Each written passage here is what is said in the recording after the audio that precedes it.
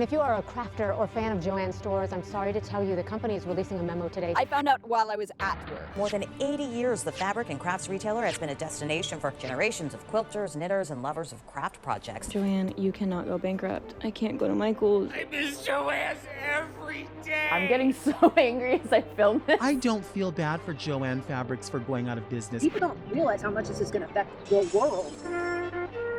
I became genuinely obsessed with Joann. Blizzard has spent like 2 weeks now researching like private equity. That's what this video has become. It was supposed to just be a funny little craft. Do I have to go to Joann's? Right now, it's 10 in the morning and I'm about to spend 5 hours on public transit to get to a store that's in its last week of existing. That's the plan, at least. If I did my research wrong and this location is already shut down, I am completely f***ed. And I guess that's kind of the point, huh? There's only one company in America whose name is synonymous with sewing. Joann's isn't just a craft store that has fabric, it's a one-stop shop juggernaut that fundamentally changed the way we get fabric and sew it. Joann Fabrics should be a free market success story, the company that outcompeted everyone else and landed on top. But as you probably know, after almost 80 years in business, Joann's is cooked. The company is selling everything it has and closing its doors for good, leaving 800 empty buildings and almost 20,000 people without jobs. How did this happen? How did Joann's fumble this bag so catastrophically? How do you go out of business when you're the only game in town? Why did one of humanity's oldest crafts become centered in a single load-bearing retail chain? And what's going to happen to the people who got left behind in the fallout of this titan self-destructing? Let's start with just one of those people. This is Vo. He works at a Joann Fabrics in Michigan, and he also has the dubious honor of being my bestie. What would you say that it's like being my friend? You're a devil, but you're my devil. This little guy is my man on the inside. He's gonna tell us exactly what it looks like when a company disintegrates. Do you remember the moment that you knew the ship was going down? I had seen over the weekend the articles and stuff about which Joann's were closing. My store is not on the list. And then by the time I had gotten to my next shift, literally days later, I found out while I was at work. We had signs up saying that we were no longer taking returns and stuff because we were closing. And I was like, oh, okay. It was a lot of shock from customers who were like, is your store closing? Last week I had been telling them no, ours is one of the ones that isn't. And then suddenly it was yeah, actually it's all of them. All 800 stores in the US are closing. And it was a lot of oh my God, airplane. Yes, she's flying. Okay, aviation. Because that was still before the news had really reached everyone, so it wasn't a total hellscape yet. So it was a lot of our regulars who were just so sad. I did have a couple of customers get a little teary-eyed. The slow motion crash out finally came to an end on May 31st when all remaining locations closed their doors for the last time. Though that isn't quite where the Joann's name ends, but that's for later. We'll get to the grand finale, but this is YouTube. We've got to start earlier than that. I grew up going to a Joann's with my grandmother, but she was definitely sewing before that location opened in Parkville. So what was it like to sew something in the time before Joann? To understand how clothing and textile production has changed in the last century or two, I'm gonna ask a question. What are you gonna do for dinner tonight?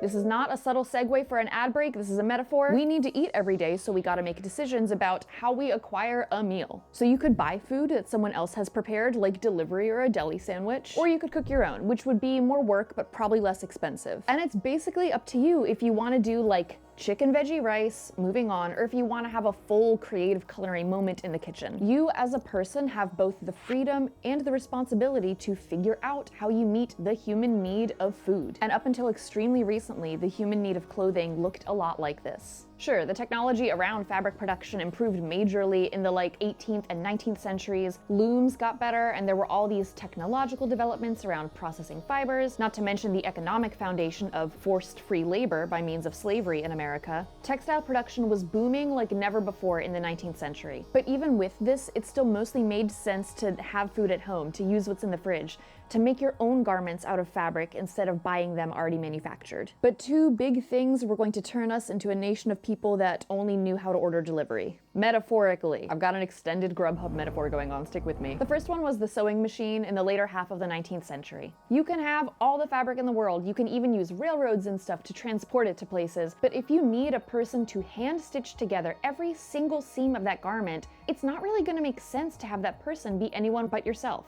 And I know rich people did it differently as far as hiring people, but I don't really care about rich people. This video is not about them or for them.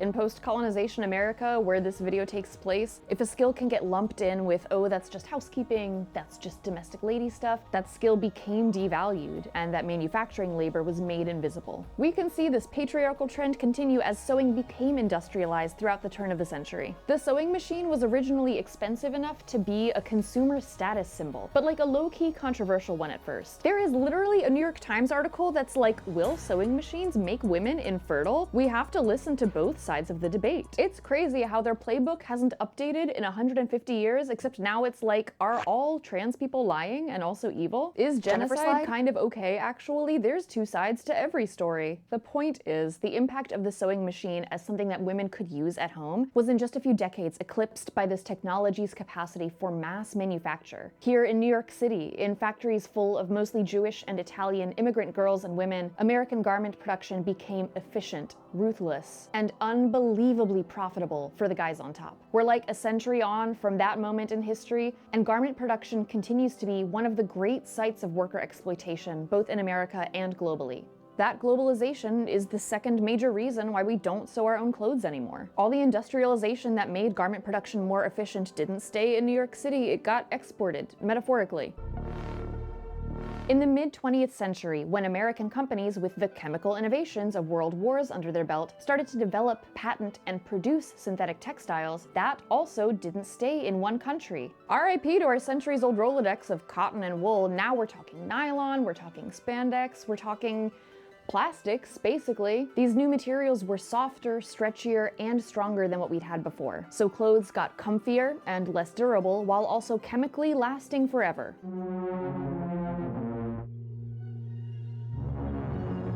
And why would a company sell you a better t-shirt when they can just sell you a second t-shirt, which we at a population level buy? When you're multiple generations away from experiencing that existential question of, God, I need to figure out what I'm gonna do for dinner tonight, but for the things you put on your body, it's easy to forget. It's easy not to know that every piece of clothing anyone has ever worn in human history was sewn by someone. A fully automatic sewing machine that can just spit out jeans simply does not exist. It remains one of the only manufacturing processes that requires a human person's labor. So where does all of that leave home sewing? To me, the current state of the fashion industry and home sewing is kind of giving like, well, if humans evolved from monkeys, why are there still monkeys? They have evolved into separate things culturally on vastly different scales that nonetheless share a common ancestor from like a century and a half ago. This means that if you were to open a fabric store in like the 40s, things were already changing. A fabric store in, let's pick a random year, 1943, wasn't serving customers who had no choice but to sew their own clothes, but who chose to. Part of that was wartime rationing, the social movements to become your own supply chain to free up production for the war. Part of it was budgeting. Back then you could make clothes for about a third of what it cost to buy them ready to wear. That's the estimate I found in this 2003 article in their 60th anniversary interview with the store's founders. I lied to you, 1943 was not a random year. That's the year 2 German immigrant families started the Cleveland Fabric Shop, which would go on to become Joann Fabrics, then Fabricenters of America, which is the umbrella for Joann, then just Joann, no hyphen, no subtitle. I found this PDF absolutely floating around in the wastelands of the internet, like an unaffiliated URL. And unfortunately, because I am the way that I am, I managed to track down not just where the article came from, but I also found a single eBay listing for the actual magazine. This article is like a relic of a relic. It's a 20-year-old retrospective on a now 80-year-old era. Sure, it's sentimental, but like, who can blame them? Look at how adorable Hilda Reich is. I think on your company's 60th anniversary, you're allowed to put out a little puff piece where everyone reminisces about how hard they worked those first few years, how much everyone cares about their customers and their product, and the story of how everything fell into place for this iconic chain. The Reiches ran a cheese and fancy food business. What is fancy food? Inquiring minds want to know, and the Rohrbachs approached them about stocking some fabric in the shop. Eventually, the cheese and fancy food moved to another location and exits this story forever, much to my good goddamn chagrin, and leaves us with just the fabric retail. The idea of a store that sells cheese, fancy food, and fabric Sounds like a fucking fever dream to me, but it actually totally tracks with the state of mid-century retail. Department stores were becoming the backbone of American shopping. Places like Sears and Montgomery Ward would have a department that carried fabric and sewing supplies, which we call notions for some reason, and also patterns. The idea of a graded tissue paper pattern was another home sewing innovation that had developed over the last half century. Ebenezer Butterick and Ellen Augusta Butterick, they both sewed, they both had great names, made the first graded pattern in the 1870s. Graded means the printed shapes on the tissue paper include a bunch of resized versions of the same garment for different measurements, instead of you needing to custom redraft your own. And again, when I use the royal you, I'm mostly talking about women. The Joann's retrospective article, without a hint of irony, talks about the herstory of the company. I think this was extremely slay queen of Marcia McGregor, the author. Mothers and daughters, husbands and sons. Okay, I like that one less, Marcia. For better or worse though, when Joann's talks about women, what they really mean is middle-class suburban women with families. Targeting a demographic is like, fine, all businesses do that, but it's definitely more of a stereotype by now. That suburban mom is still what most people think of the retail chain, as I learned when I had the deep misfortune of seeing this SNL skit about the bankruptcy. It's not okay! Closing a Joann's in the suburbs is like closing a Planned Parenthood in a college town. Oh, brother! Clearly means a lot to you. It means a lot to every capri-wearing woman with a boring husband and a mean dog. Joann's is more than just a store. It's a sanctuary for women who wear pants to the beach. Whoa. You know what ruined us? Feminism.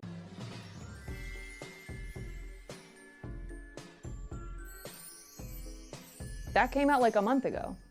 What the fuck? In less than 200 years, sewing went from a foundational part of our everyday life, something that shaped and was shaped by our shared culture, to something frivolous and disposable. A hobby for the sewing that we think about, and then for the sewing we don't think about, an industry that is not so secretly destroying lives and also the planet. And just to be so clear, that part is not Joann's fault. There is no way any single company could be responsible for the worldwide 2-century paradigm shift we see around sewing and textiles and clothes. That's just the bare minimum context that you absolutely need to understand what Joann's does next. Because Joann's isn't going to stay a part of the complex ecosystem of home sewing. It's gonna become the ecosystem. When I started working on this video in April, just a couple of weeks after the news of Joann's liquidation, I kept coming back to this question, a dreadful, kooky question. In its dying moments, would Joann's have the juice? As the retailer started emptying its warehouses of product, as aisles got more and more random, could you still make something functional out of what's left? Because ultimately, I need to understand how and why Joann's became the way that it was and what this means for sewing in America. But what I really want is to make a stupid little project. And it started, like all great and terrible things do, on voice chat with the homie. Okay, so I have an idea for the Joann's video. Do you think that you could put together a box of like stuff from your store and then send it to me, and then I make something out of whatever you put in that box? Like a mystery materials thing. Would you be up for that? I have entrusted the fate of this video to my best friend as he plays violin on the deck of the sinking Titanic. Was that a terrible idea? The answer can be found in this box, I guess. This place will become my tomb. There's still so much fleece. I forgot how big the fleece bolts are. Daddy needs a cart. I should not be doing this right now, but I actually just got so impatient to find out. Oh, it's purple. Maybe. We've got yarn. Okay. God, there's no trim left. So empty. So sad.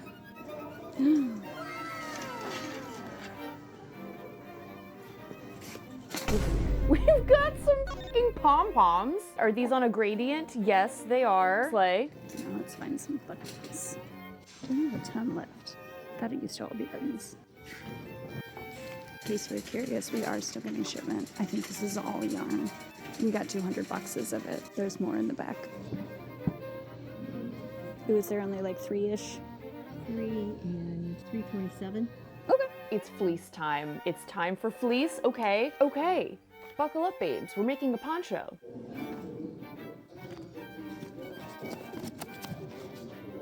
So Vo and I room together at conventions, and I get cold all the time in hotel rooms, and I always wish I had something like fun and me-made to wear while I'm bopping around doing my makeup. Oh, and it has pockets? I'm ready, bro. I was hoping to find some weird little objects to like make Lizard put on this, but unfortunately, she's empty. That's crazy. Plan B. Okay, we've got purple ribbon trim. The Joann fleece curse is going to live on in me and in this project. Yeah, so let's make a fucking poncho, babes.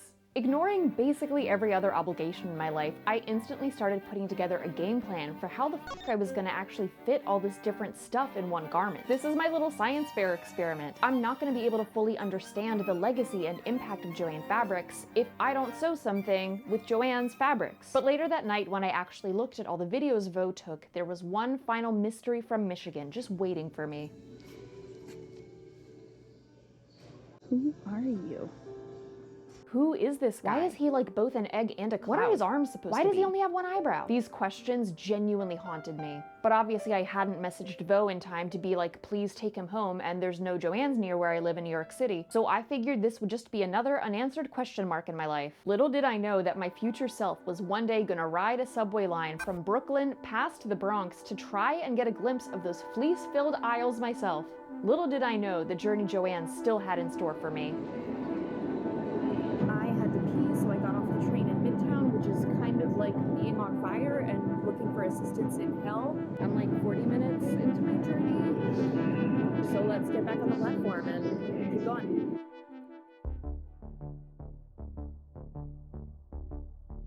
The Cleveland Fabric Shop opened in 1943. 5 years later, in 1948, a second location opened. In its first 2 decades, the company would grow to 18 stores, all in Ohio. To me, that already seems like a lot. Like in 2025, a retailer having a single brick and mortar location is already a massive W. But in the following 6 years, Joann's would grow by a factor of nearly 10, hitting 169 stores in 1969 across 28 states. Those first 2.5 decades feel like a platonic ideal business success story. You run a store well enough to run 2, and then you go statewide, and then you become a regional powerhouse. That expansion out of Ohio is why they first changed the name in 1963 to Joann. It's a portmanteau of the names of one of the Reich's granddaughters and the Rohrbach's granddaughters. Joan Zimmerman and Jackie Ann Roskam became Joann stores. 1969, though, was when the company graduated from regional greatness to its final Pokemon evolution of being a national chain. That's the year the company went public on the American Stock Exchange. Going public is a really big deal in a company's lifespan, both as an indicator of like stability and maturity, and as far as what it means for the company's future. To go public, a company needs to work with a bank to figure out how much it's worth overall. It gets really heavily audited to make sure that its practices are solid, its debt situation is okay, it has a plan for the future that's going to make everyone richer. The hope of an initial public offering is the hope of every capitalist's most favorite thing: growth.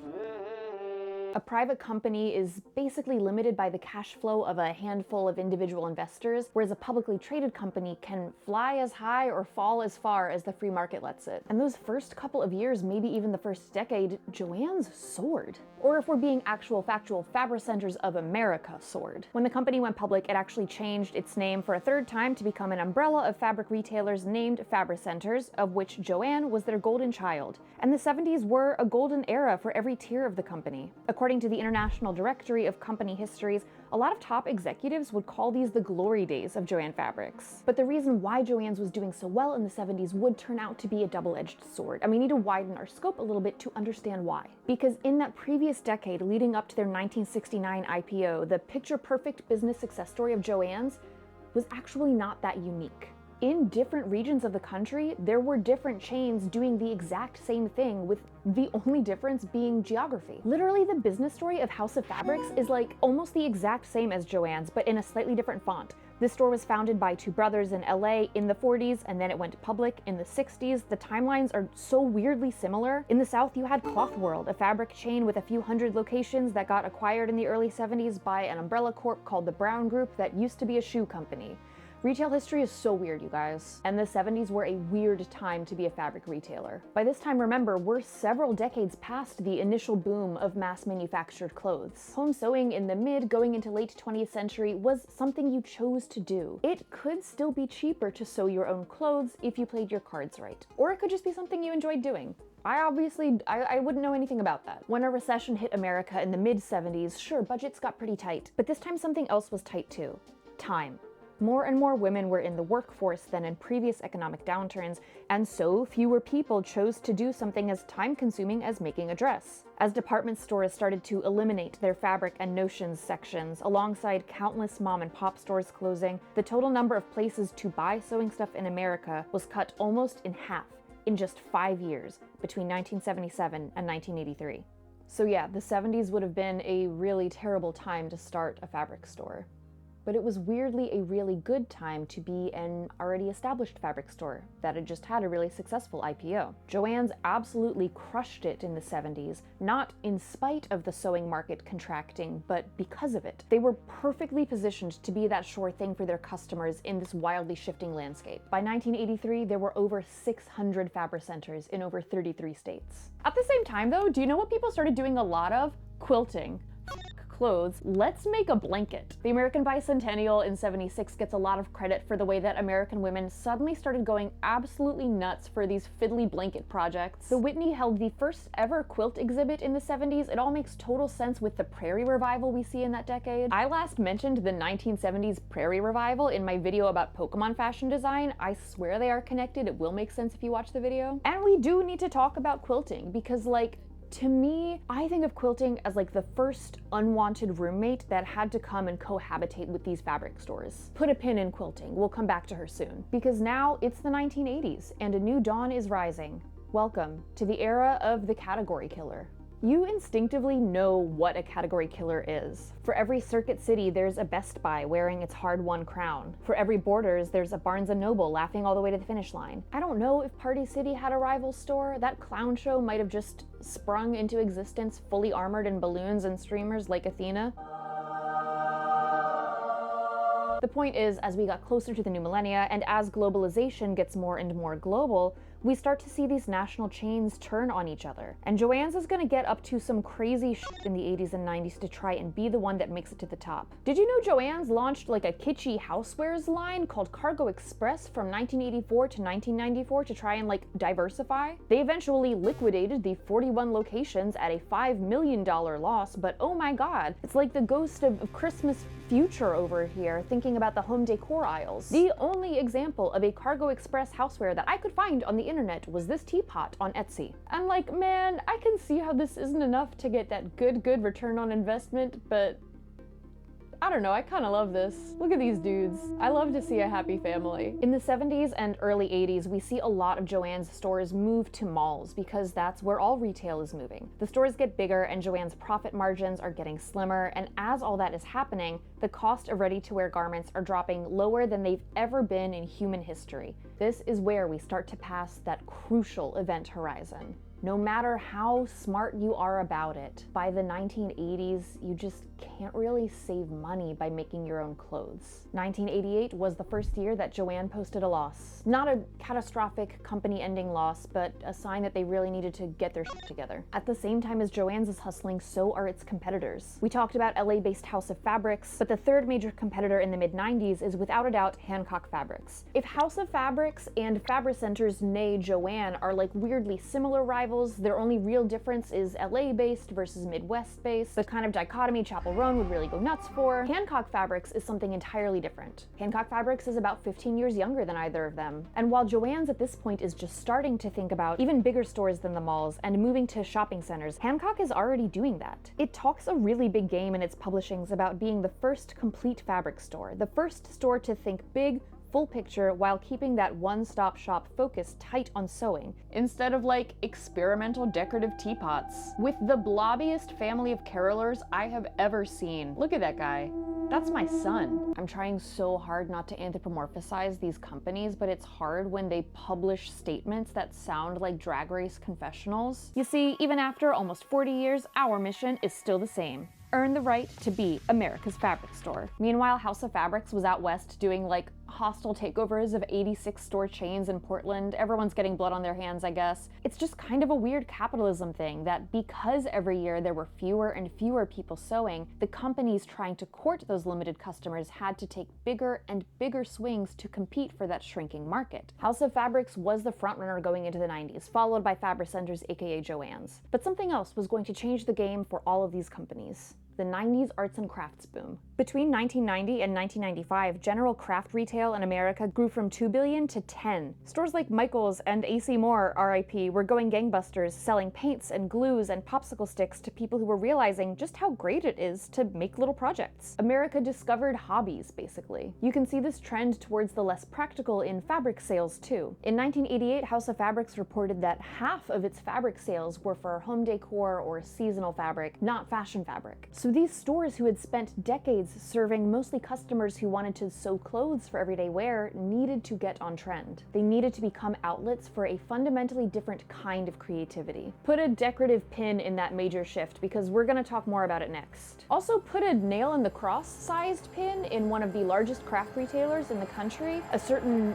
lobby for hobbies. Yeah, we're going to talk about that. Ultimately, 1994 was the year the tides turned. Remember Cloth World, the southern chain that was owned by the former shoe company? Joann's acquired this chain in 1994, adding 343 mostly southern stores to its roster. At Joann's helm was Alan Roskam, a third-generation Joann's CEO, the direct descendant of the adorable Hilda Reich and the son of the previous CEO, Martin. Betty Reich, Martin's spouse, was pregnant with Alan Roskam when she ran the third-ever Cleveland fabric shop in the 40s. This guy was on the front lines of Joann Fabrics since he was in utero. Meanwhile, House of Fabrics was filing for Chapter 11 bankruptcy in 1994, after years of falling stocks and location closures in the hundreds. It had only just started offering arts and crafts stuff that year, which in retrospect seems like too little too late. Hancock Fabrics started negotiations to acquire the chain, but the talks fell off and House of Fabrics fell deeper in its own mess. Until in 1998, when this company that had been the #1 spot just a few years before finally found a buyer to put it out of its misery. When Fabricenters of America finally acquired House of Fabrics and all of its subsidiaries, the total number of locations broke 1,000 stores. Joann's had definitively won. No other contenders would ever be able to touch this scope of empire ever again. So, roll credits. Sure, some other stuff happened in the 90s, like the company finally dropped the Fabricenters and just became Joe-Ann stores. Yeah, it was in massive, staggering amounts of debt after all these political-ass George R.R. Martin moves. Don't worry about it. And definitely don't worry about the federal charges from the SEC about the company misleading investors by overstating earnings. It's fine, everyone's settled. The point is, by the turn of the millennia, Joann's had killed its category. Moving into the new millennia, Joann's had a plan to focus on superstores, make their spaces even bigger, and in 2003, the company returned to profitability. And everyone lived happily ever after. Alleluia. Line go up. Amen. Just kidding, that's literally never what's waiting on the other side of capitalism. Those clear skies won't last forever. And as we move into the present day, there is a core question that Joann's themselves tried and failed to answer time and time again. We need to understand how deceptively complex this question is to understand what happens next. Why does anyone still sew stuff? But before that, future lizard jumping in here really fast, you might have noticed that there is no sponsor read on this video, so I'm just going to ask if you are having a fun time watching it, if you could please hit the like button and maybe send it to a friend that would like it. That would really help me out a lot. My last couple uploads didn't get distributed super widely. I'm not saying that to fish for pity, I just wanted to explain where I went because I was working on 3 other videos that are going to eventually be really great, but I just got stuck on them because of the YouTube of it all, so the video that you're watching right now is the one that helped me get unstuck, and I hope you're liking it. And if you are, it would just really mean a lot to me if you shared it with someone. Okay, that's all. Thanks, comrade. I looked on Google Maps and I thought that Fiorello LaGuardia's grave was right there at that cemetery. I thought I was gonna pop by and have some words with him about the state of air travel right now, but it turns out that it's actually an hour-long walk to get there, so I think I'm just gonna catch the bus and keep moving. An important fact about quilts is that you literally do not need one. You will never be in a position where your family is starving and you're like, damn, I just can't cut the quilt budget any further, we're gonna have to sell the house. So it'd be easy to look at quilting as a hobby, something that is inherently frivolous and leisure-oriented, which is fine. But if you only look at quilts as a superficial craft, you'd completely overlook the centuries-old cultural and artistic legacy of American quilting. Quilts are historical documents. They were often made out of a family's scarce materials, so those materials tell a story. They're a symbol of the agency a craftsperson or a community took to build something meaningfully beautiful in lives that often weren't, especially when we look at the history of enslaved people in America. And modern-day quilting exists in conversation with that legacy. I don't know if you get Quilt Expo TikToks like I do, but the craftsmanship that goes into some of these pieces is genuinely astonishing. I mentioned before that quilting was really the first of its kind as far as an unwanted roommate fabric stores had to deal with. A craft that had been around for centuries, but that also had a trendy boom at some point. You'd think that the quilt craze of the 70s would be really good news for people that were still sewing clothes and wanted their local sewing shops to remain open.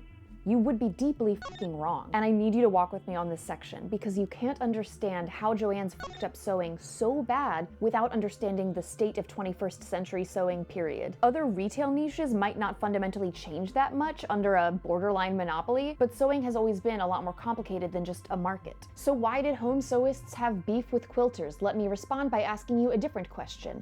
Have you ever tried to make pants out of quilting cotton?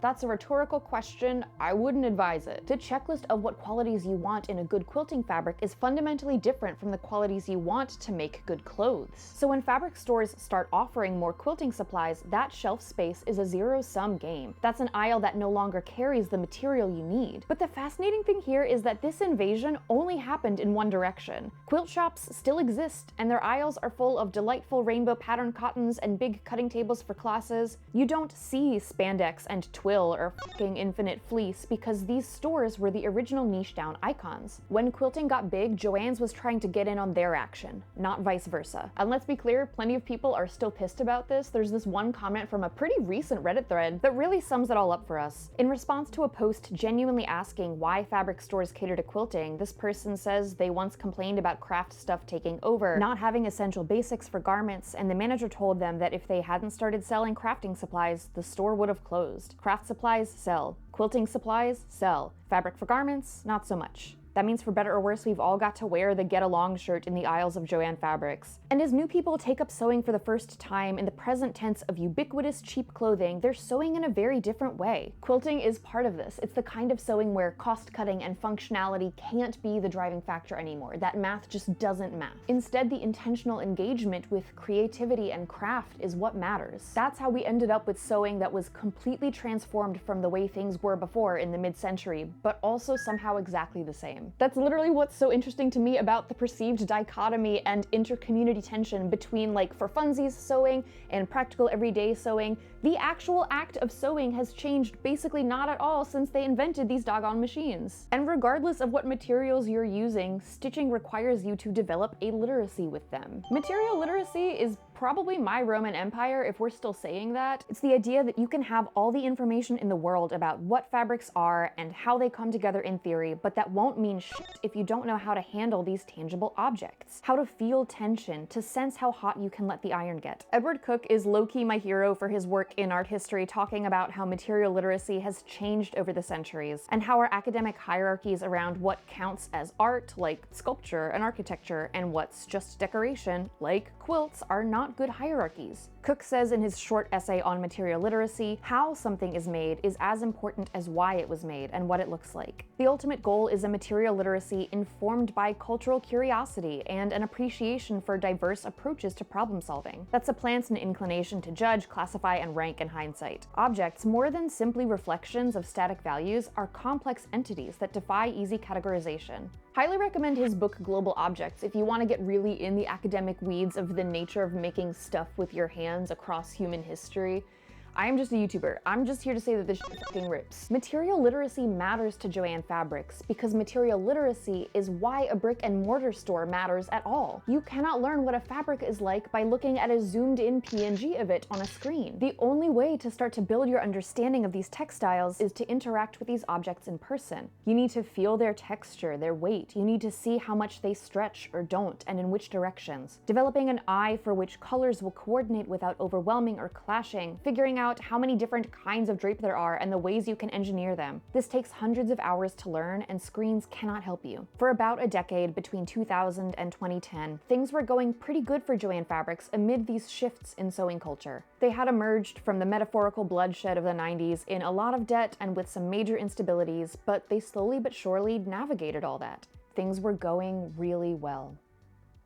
The story of Joann Fabrics has exactly one true villain, and 2010 is when we'll encounter the thing that will eventually unravel everything that Joann's has built. But that's coming up a bit later in the video. In 2009 though, perhaps the most important thing to ever happen in the world, period, happened. For the first time in human history, with summer job money in hand, I, Lizard Lee, would go to a Joann Fabrics, not as a sidekick with my grandmother. I wanted to dress up like a cartoon character. So the bus driver was nice enough to let me on without fare, but then we got last stopped at a shopping center, so now I'm gonna try and find an ATM so that I can get bus fare. It says there's an ATM in this Macy's, we'll see.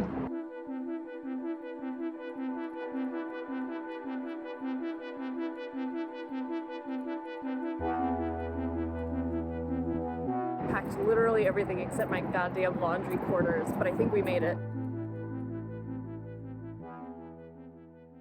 So I've been looking through this silly Joann's magazine that I purchased, and it actually did inspire some great ideas. Look at this little guy in his wizard robe. I think that that could be me.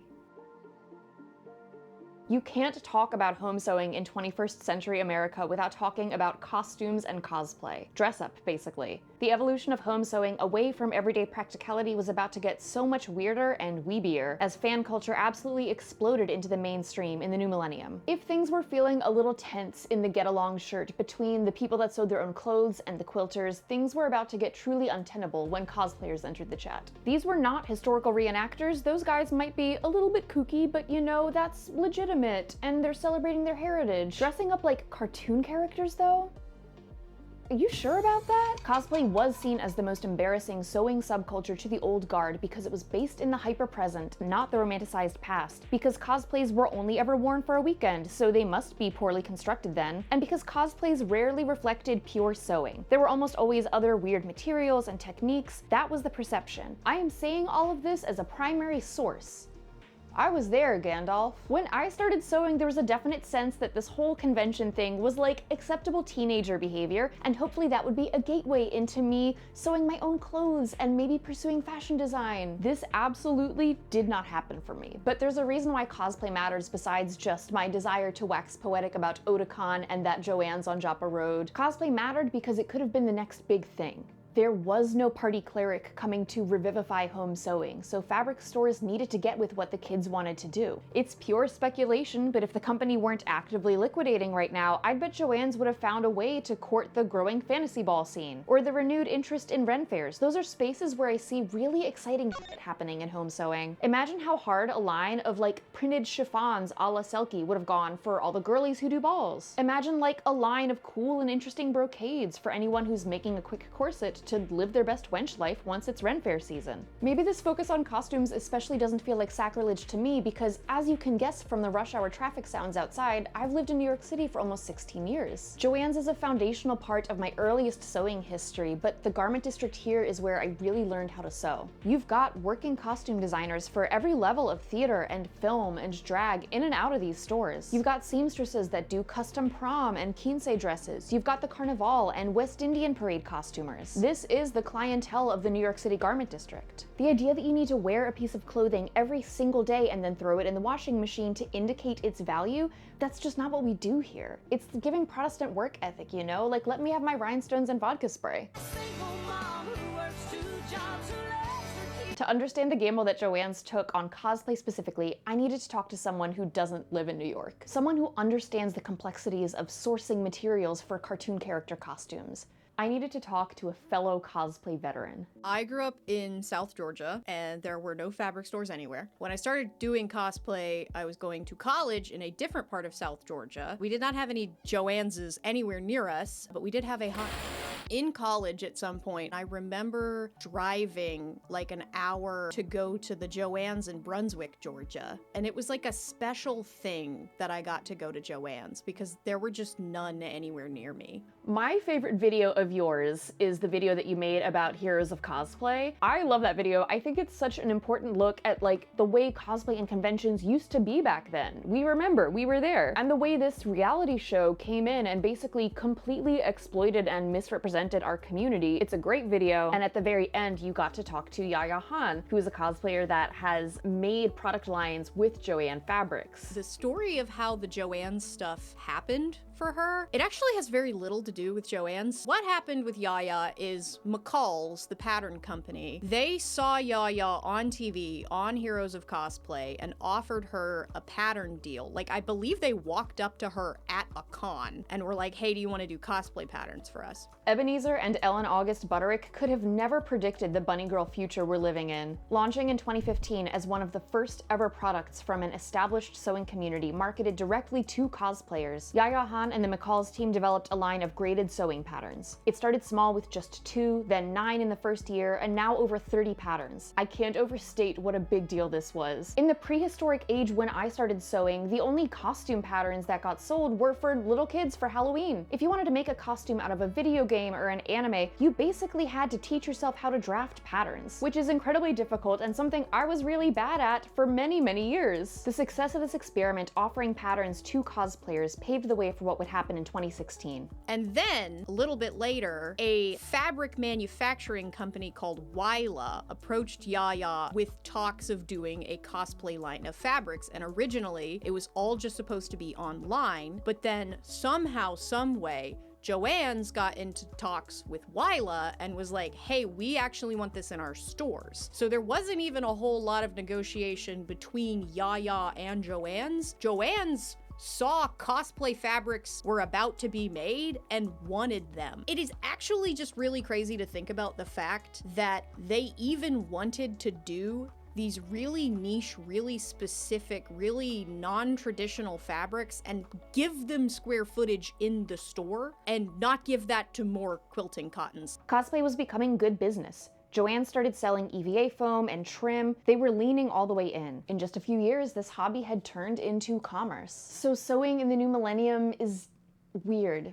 It both is and isn't pragmatic. It's a fundamental human skill and an unnecessary hobby. I am part of that weirdness, and I have seen my own personal brand of weirdness, cosplay, shape the trajectory of the largest retail chain in America that supports that. Researching this video, I very genuinely came to the conclusion that the relationship between Joann's and sewing is fundamentally unique. But you know me, I love a metaphor, and I really think that the absolute closest approximation I can make in the retail landscape to this weird synergy is Guitar Center. Think about it, creating music is like a profound and ancient human experience that we happen to access through a retail chain in strip malls that killed all the national competition in its category and put countless mom and pops out of business. The products Guitar Center sells are specialized. The average person will probably never buy something there, but for most musicians, it's their only brick and mortar option. Maybe most importantly, Guitar Center sells products you can't really parse online. A screen isn't going to give you all the information you need before you invest in a new instrument. When you're literate in a material, interacting with it is the only way to make that call. And much like Joann, the commerce you do in this chain can also support your own livelihood. We have a lot of regulars that are like, they're small business owners that like use Joann's and like all of our coupons and stuff to be able to like make the things that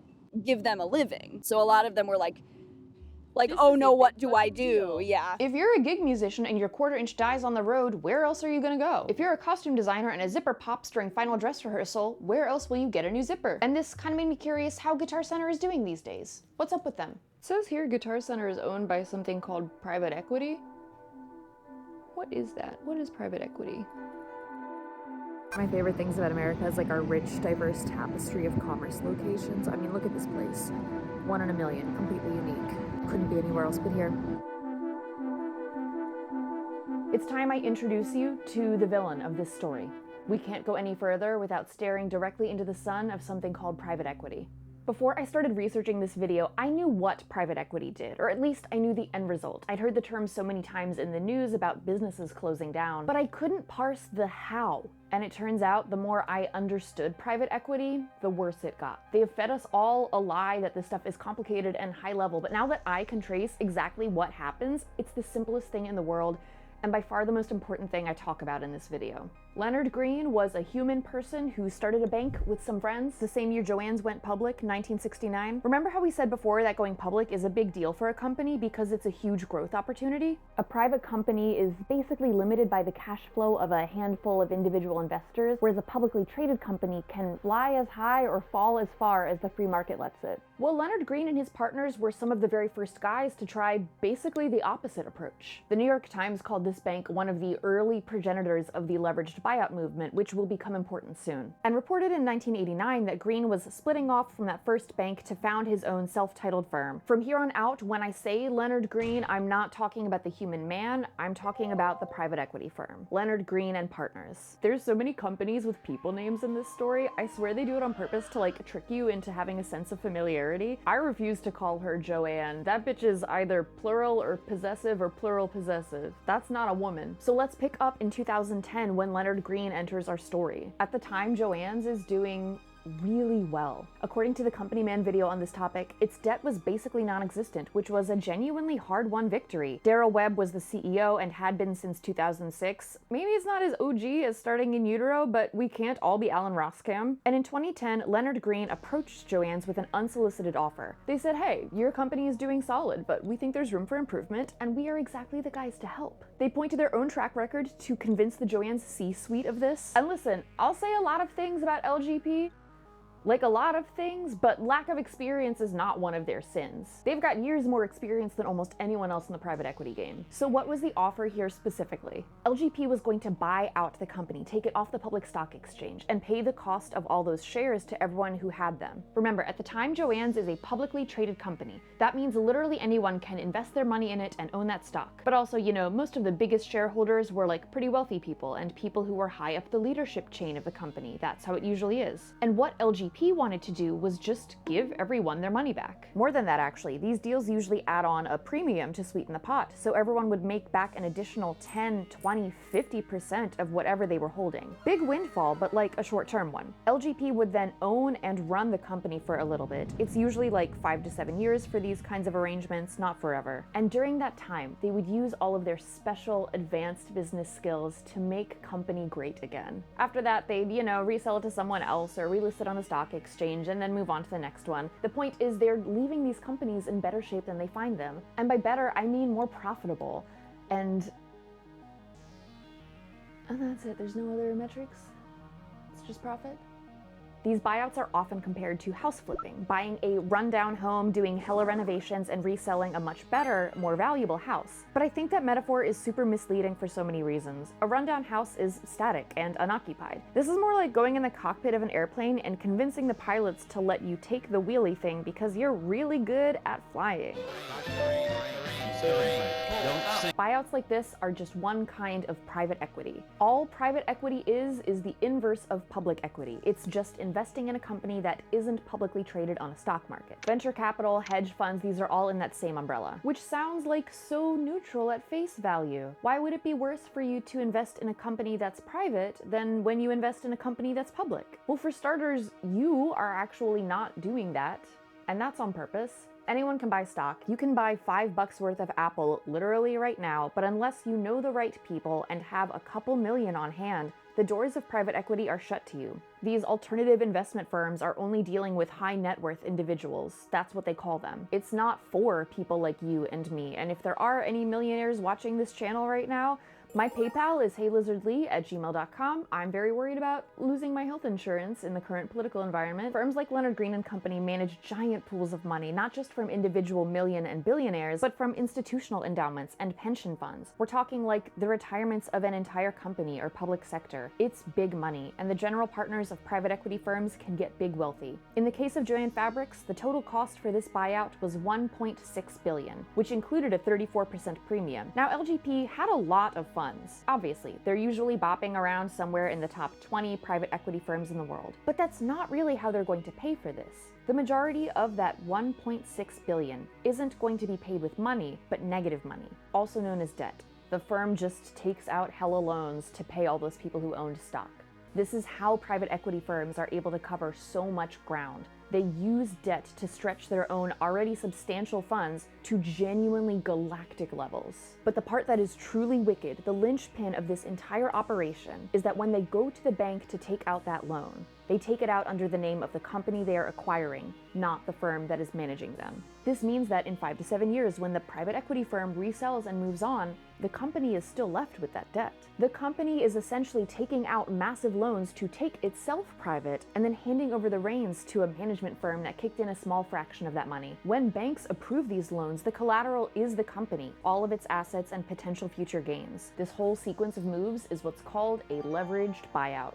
Oh, it's just the same thing as like flipping a house and doing renovations. It's literally not. It's like someone convincing you to take out a mortgage on a house you already own while you're still living there, and you will be liable for everything that goes wrong when this person eventually leaves. The deal between LGP and Joann's was finalized over the course of 2010, and in 2011, Joann's was delisted from the stock exchange. Shortly after that, Darrell Webb stepped down from being CEO, and he went on to do other things, like becoming the CEO of Guitar Center.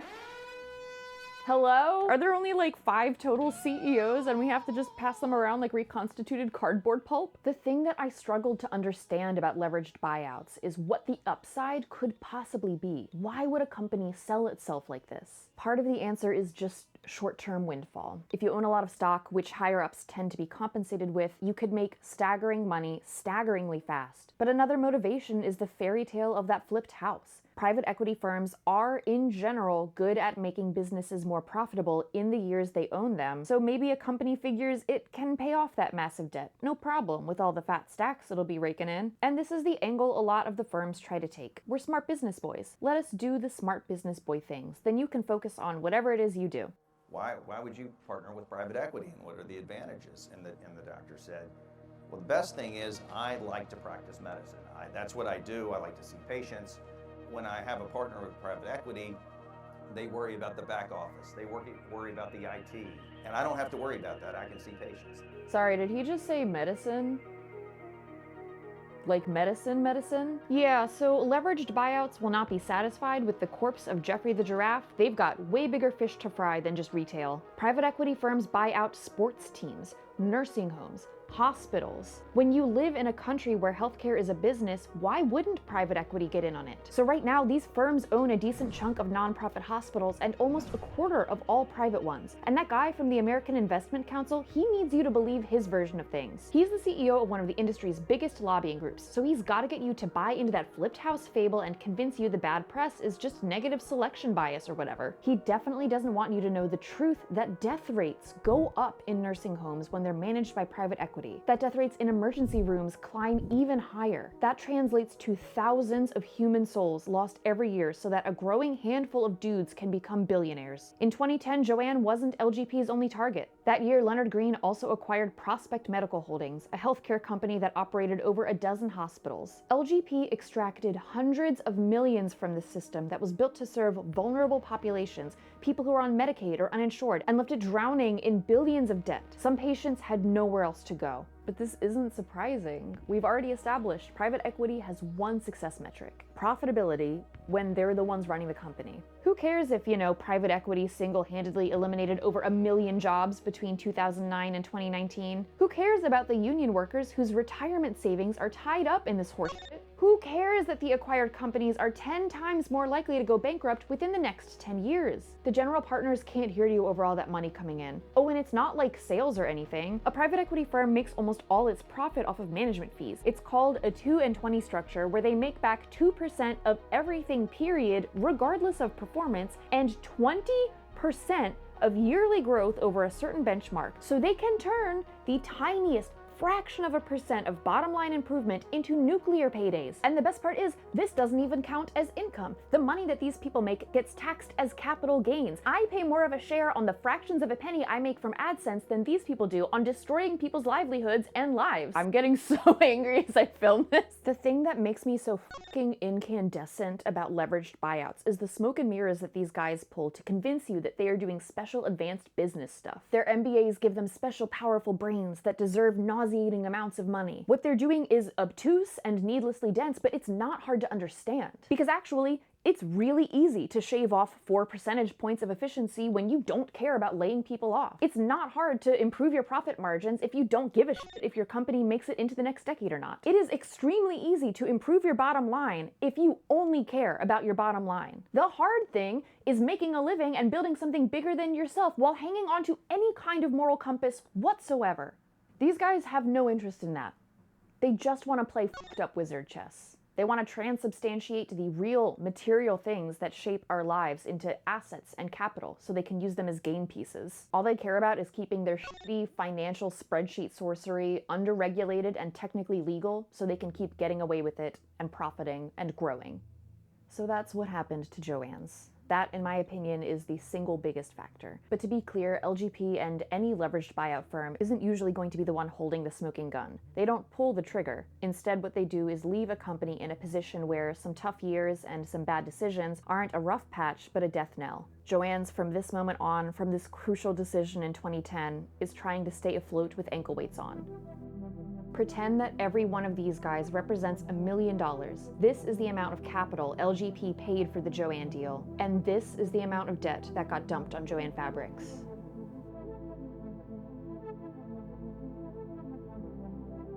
So how did Joann's fall, now that there was no one left to catch them?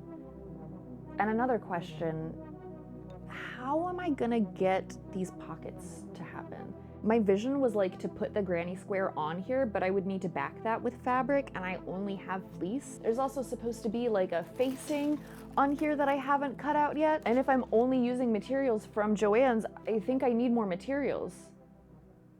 Do I have to go to Joann's? So it sounds like it'll be a really fun challenge to try and make something out of what's left of Joann Fabrics. I think it's gonna be kind of tricky. I'm gonna, we're gonna make it work. It's gonna be fun. It's gonna be fun for me. It's gonna be fun for you.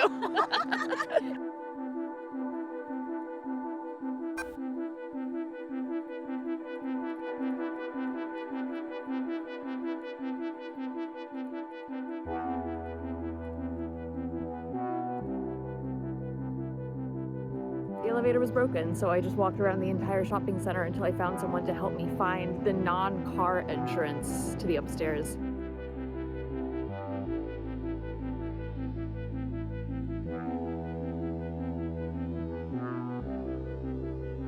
Almost 3 hours after I left my apartment, I had arrived at Joann Fabrics for the last time. This location was in fact open, my pilgrimage was a success. I overheard staff telling other customers that the 31st was their last day, which makes this store one of the 440 that made it to the very bitter end. I'd say the store was about 2/3 completely empty, and the pickings for fabric were weird and slim, but not catastrophic. I actually found my fleece pretty quickly. There were 2 whole bolts of it left. And then it was time to trawl the aisles one last time and see what I could find. I needed something to help me Frankenstein these granny square pockets, like a printed cotton or whatever would be totally fine, but that's the only thing on my shopping list. Otherwise, I'm just here to see what's left of Joann's and pick up some final baubles for my own personal memorial build. Yeah, I think that'll work. I think they kind of go. I think they matchy. Way later on, I'd noticed the selvage on this flannel. There's some little text explaining that this is literally a Joann fabric. And that's kind of the first thing I want to talk about now that it's finally time to untangle what went wrong in this company's final climb and brutal fall.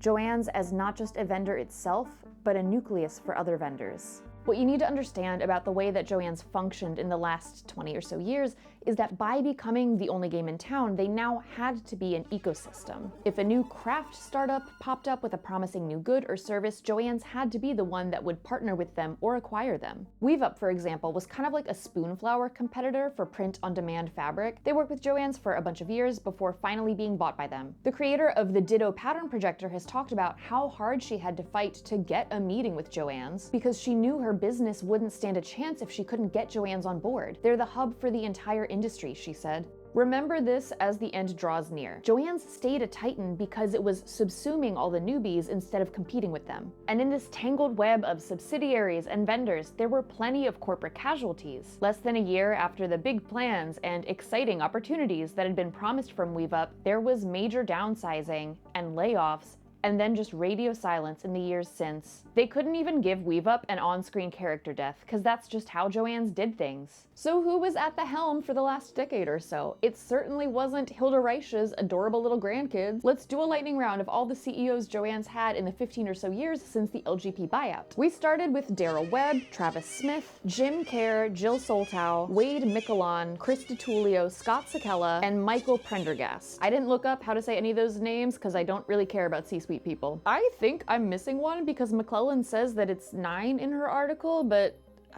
I don't know. If you're out there, Joann's mystery CEO, I will find you. I need you to know that Wade Mickelon was so heavily involved in Theranos, the blood scam, that he has been fictionalized in movies about that company. Like, actors have played this guy. When he resigned in 2023, he did so out of nowhere, effective the day before.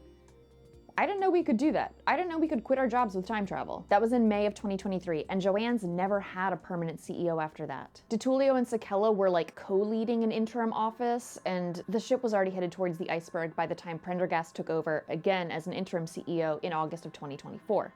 This is pretty f***ed up. I have worked at institutions where they were filling a big leadership role like this, and it takes a year. It takes a million rounds of candidate vetting and candidate interviews. You should not be doing that this many times in less than 15 years. Obviously, I don't think the first 70 years of Joann's leadership is like above criticism, but there's a huge difference between a CEO whose family has committed themselves to a company for generations and someone who's just trying to stay at a gig long enough that it doesn't look weird on their resume, or long enough to get their $500,000 retention bonus. It's so infuriating how much money the C-suite makes when one of the most common complaints you hear about Joann's these days is that the fabric is too expensive. This is totally subjective, and I'll be honest, I still think of Joann's as like an affordable place, but that opinion is not consensus among contemporary crafters. Shopping at Joann's required that your coupon game was unbeatable. You needed to get your head in the game for sales, clipping magazines, for knowing what stacks with what. Not everyone has the ability or desire to do all that. To bring it back to where I'm coming from as a cosplayer, when the Yaya Han fabric line came out,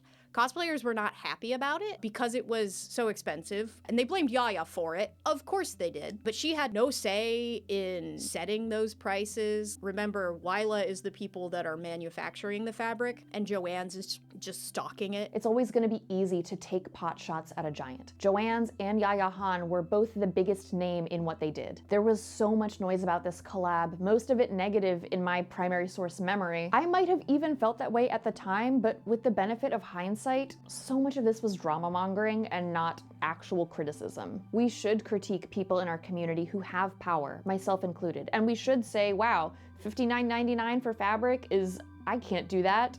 That's wild. But when you make up a story about Yaya Han fabric giving you a rash, we need to pack it in. You're just being a hater at this point. To say this is Yaya Han's fault and she's trying to destroy cosplay, it just shows the drama cycle like mindset that people were in at the time. Oh yeah. I did not frequent the Yaya Han cosplay fabrics. I think I once got the gold lame, and like it's nice fabric, but it was really expensive, and it's like no shade to Yaya and no shade to Joann's and no shade to Wyla. I understand because you're paying for the convenience fee of being able to go into brick and mortar and take it home, but for me, I would rather wait to order it. When you've been cosplaying for 5, 10, 15 years, you have a decent chance figuring out what fabric is like from looking at those website PNGs and waiting for it to show up in the mail. But not everyone has the material literacy to do that, and not every situation can wait for USPS. When you pop a zipper backstage or if you cut your fabric on the wrong side 2 days before con, waiting for shipping isn't an option. Without brick and mortar locations, sewing emergencies won't get solved, and newbie sewists might not ever start. Even so, the rise of online fabric retailers was another nail in Joann's coffin.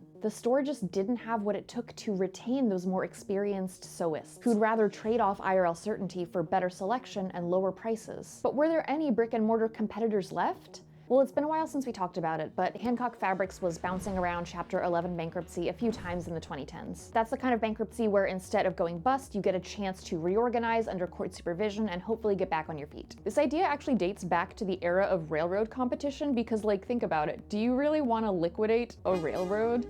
How would we do that? But sadly, Hancock Fabrics never quite got back on track. That's a joke for my railway enthusiasts, choo-choo. And in 2016, it was bought by a company called the Great American Group. Great American Group, or GA Group, is a liquidation company. So if you're bought by them, it's already too late. Their job isn't more financial sorcery, it's to scrap a company for parts and get as much money as they can. Which is exactly what they did. All of Hancock's intellectual property, that's like brand names, patents, trademarks, and customer data, got bought by Michaels. Michaels didn't really carry fabric, but a far more sinister competitor who did was on the rise and cutting into Joann's market. This dark-sided competitor didn't have to worry about debt obligations because they had been privately owned since the 70s. The most hated craft store in America was only gaining market share and momentum as Joann's faltered. But we'll talk more about that later. Why does anyone still sew things? Who wants to sew, and what do they need to do that? Joann's not only failed to find an answer for this, they also stopped giving a shit about the question. In the last few years, this company became heinously out of touch with its customers. Your average Joann's in the 2020s is full of home decor, aisles and aisles of tchotchkes and seasonal clutter. Then there's the goddamn fleece. Joann started carrying mystifying amounts of fleece. Fleece the likes of which you can't even imagine. Fleece that defies conceptualization. I'm fucking boggled by it. My best guess is that you can trace this back to like no-sew fleece projects becoming a mommy blog darling in the 20-teens, but why are we still doing this now? Who is buying this? One level deeper into the Joann's circles of hell is the licensed fabric. I've seen Air Force fabric, I've seen Happy Days fabric, I've seen Cheers fabric.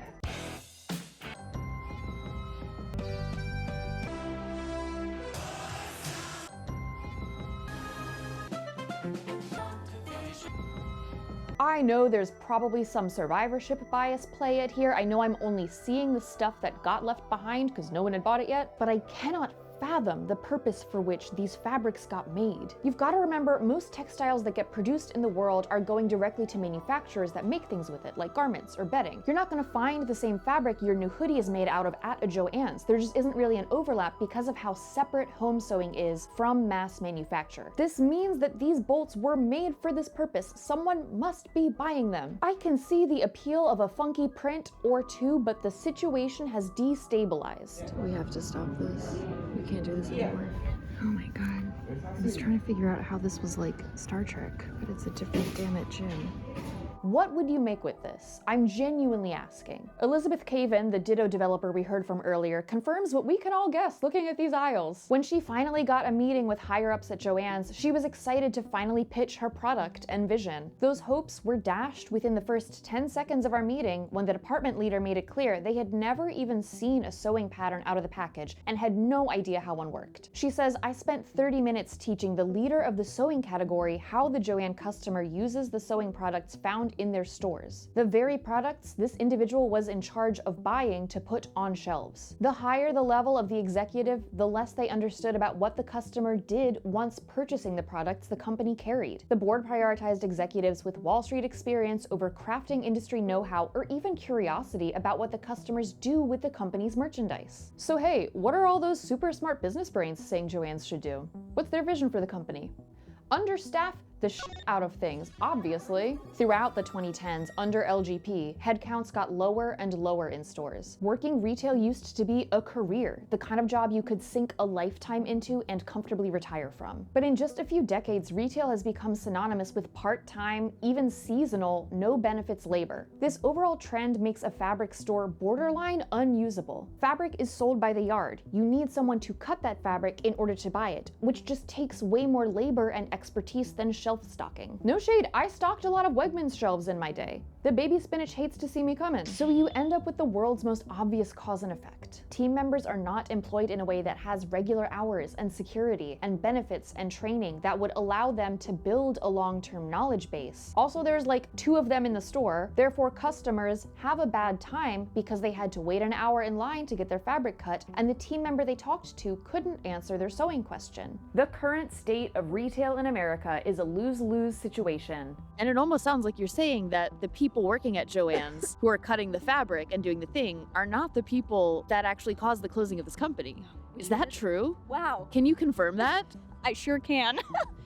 It's not us. Whoa! We're gonna hear more from him again soon. And to be clear, Joann's team members are not a perfect monolith. There's over 800 locations. The vibes are gonna vary from store to store. I'm not trying to say that every single Joann's employee was always a good person who was helpful and friendly. What I am trying to say is that every single Joann's employee was consistently put in really difficult positions by corporate. In the summer of 2023, Joann's did something truly insulting. Joann's cut about 8% of all store positions. It cut all full-time key holders, giving them a choice between being laid off and getting severance pay or taking a demotion to part-time and a massive pay cut. They did this to people who had worked there for decades. They gave people just a few days' notice to make a decision about their livelihood. And they made it very clear that people who wanted to actually keep their job or their severance pay shouldn't talk to anyone about this. This makes my blood boil, and I have nothing funny to say about it. On Reddit, you can see users with Apollo's gift of prophecy saying that they think the future of the company is looking pretty bleak if this is what's going on. They have no idea just how right they are.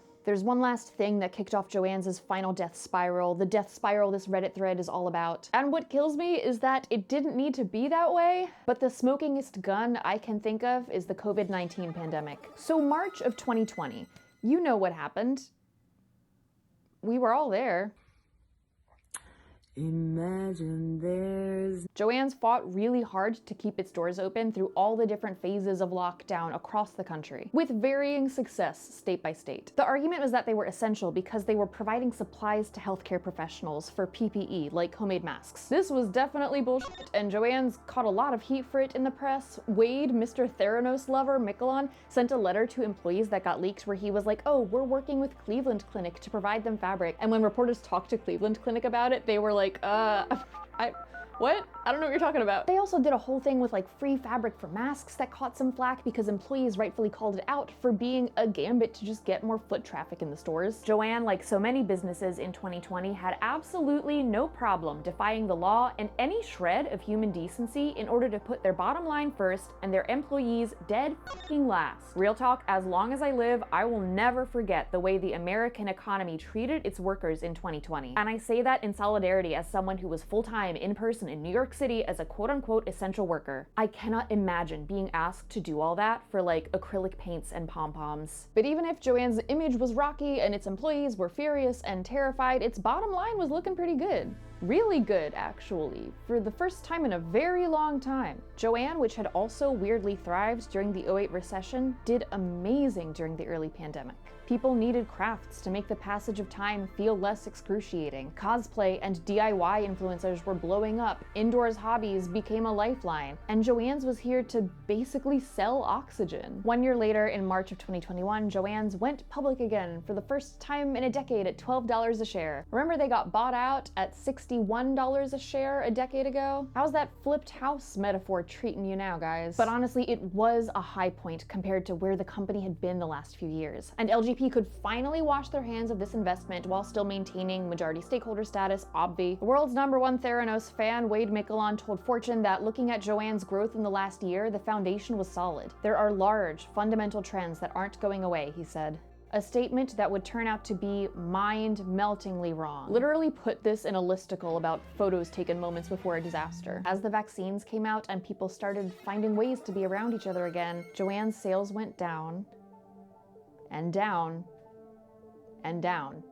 Remember how this top 500 Elizabeth Holmes stan quit effective the day before? He did that because 2022 was such a bloodbath for the company. Those store layoffs and demotions in 2023, that was part of this downward spiral too. The leadership at Joann's hadn't prepared even a little bit for the possibility that people would want to touch grass again. They started paying bills late. Remember, they're still in massive, staggering amounts of debt from a fiscal gamble over a decade earlier at this point. And they started paying their suppliers late too. Joann's talks about inventory issues in almost all of their press releases about their ongoing woes, and I'll be the first to admit this is definitely the aspect of things I know the least about just because it's not publicly available as much, but we can guess based on post-mortems of companies that also went down this path that when you start getting inconsistent with your payments to your manufacturers, they can start winding down production or demanding you pay up front. Because at the end of the day, they can't risk not getting paid, even if that leaves you with some empty shelves. We might not know the full chicken and egg situation between Joann's and its suppliers that led to these inventory issues, but the poor payment history, that is on the public record. And because of that, at the end of 2023, Joann's was on a lot of watch lists for companies likely to file bankruptcy, which it sadly did just a few months later in March of 2024. It was delisted from NASDAQ and filed for Chapter 11 bankruptcy, the same as Hancock Fabrics and the railroads, and it really hoped that with some reorganization, it would be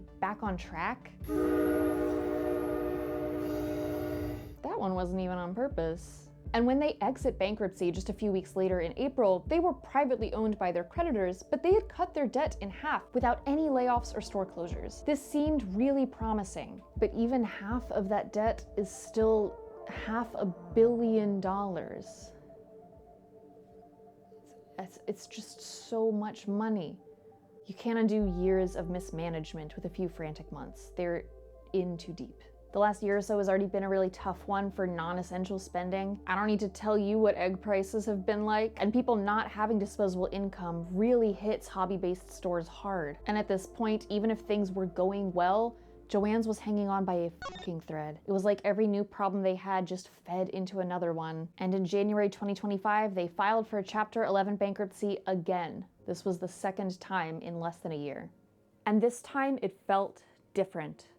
Something had changed.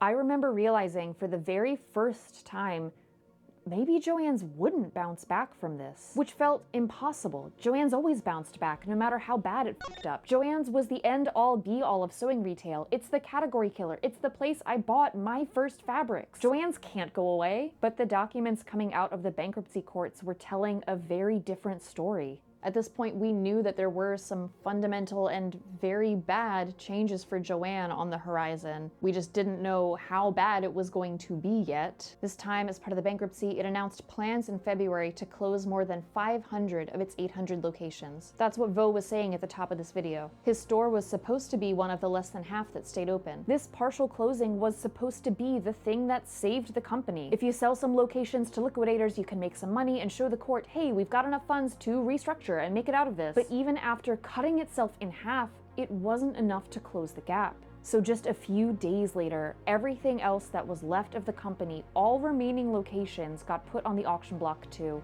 The initial high bidders were all liquidation groups, no one who would see what Joann's had built as anything more than assets to be sold. And as you can imagine, the people actively working at Joann's were following this very closely. So I'll take it. We knew that this one was, there is no actual restructuring, they are trying to auction off the company, and then it really depended on who bought the company as far as what would happen. At the moment, the highest bidder was the same company actually that bought and then liquidated Bed Bath & Beyond. So we were like, ooh, if they do get us, then that is exactly what's going to happen. And that is basically what happened like a week later. Despite heartfelt hashtag campaigns on social media and the company tying itself in knots to try and seem like a promising acquisition, Joann's was sold to a liquidation company. Not Gordon Brothers, who had been the initial high bidder, but Great American Group. Yep, same company that liquidated Hancock Fabrics. And maybe an even crueler twist than that, a company Joann's had partnered with before when they acquired House of Fabrics back in 1998. Joann's was going to be unmade by the very company it worked with to enact the same fate on the competitors it destroyed. And the honest to God truth is, even after months of research, even now that I know there's no more secrets left to uncover in the story of how Joann's got here, it's just not a good story.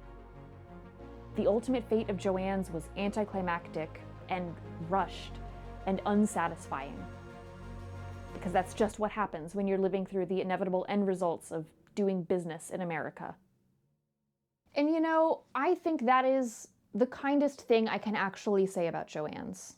If it wasn't them, it would have been someone else. It is really easy to imagine an AU where I am making this video, but it's about House of Fabrics or Sofro or Cloth World. But this Joann's catastrophe was just the way the cookie crumbled. And that cookie was about to start crumbling onto the shoulders of all the workers who were now employed at a store that was actively liquidating. How are the liquidation sales going? What is I'm the dying. vibe?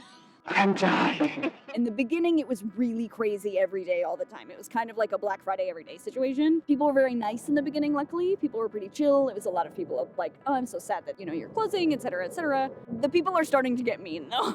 Please be nice to us, especially the management, because they are there every day for really long hours. Think about how you are impacting the life of a worker. I think that is the hardest part, is like everybody expects it to kind of be business as usual as far as customer service goes. It is not business as usual. What you need to understand is that from the moment the auction ended, Joann's was already gone. The entire chain of command evaporated basically overnight. Stores got assigned liquidation reps to serve as go-betweens for their location and GA group to oversee day-to-day operations and wind things down. I have been really hard on Joann, the company, this entire video, so I just want to be clear.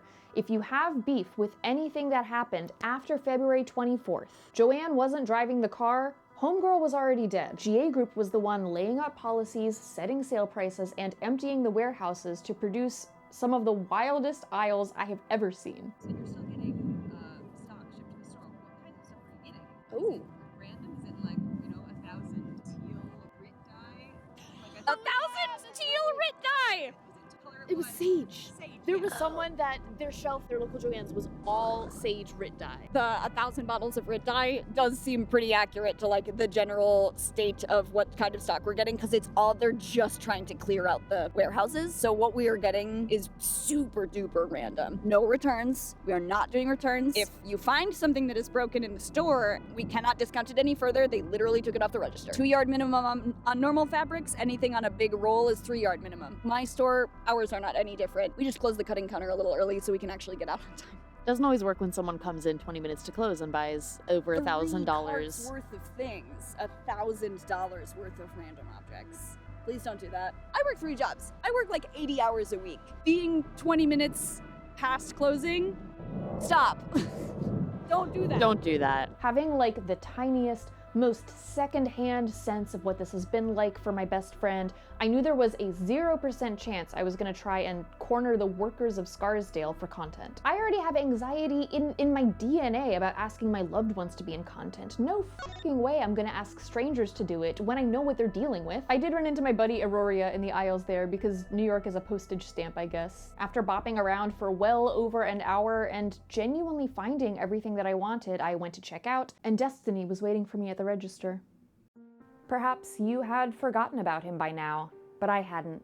As I approached that little walkway of checkout slop that every goddamn store seems to have, I noticed some stuffed animals, and I thought I'd just double check for him, even though it'd be crazy for this store to have the same plushie 6 weeks later, halfway across the country, and as the nature of sewing itself was crashing down around us as the store evaporated, and yet I could not believe it. I was astonished. And I did have to over-explain to the very kind homie on register why this egg had me so excited. Can you fucking believe it? He's coming back to Brooklyn with me. And the cashier was telling me that he has a friend, he has like a little toast. I did not get the toast, but he's gonna make it back.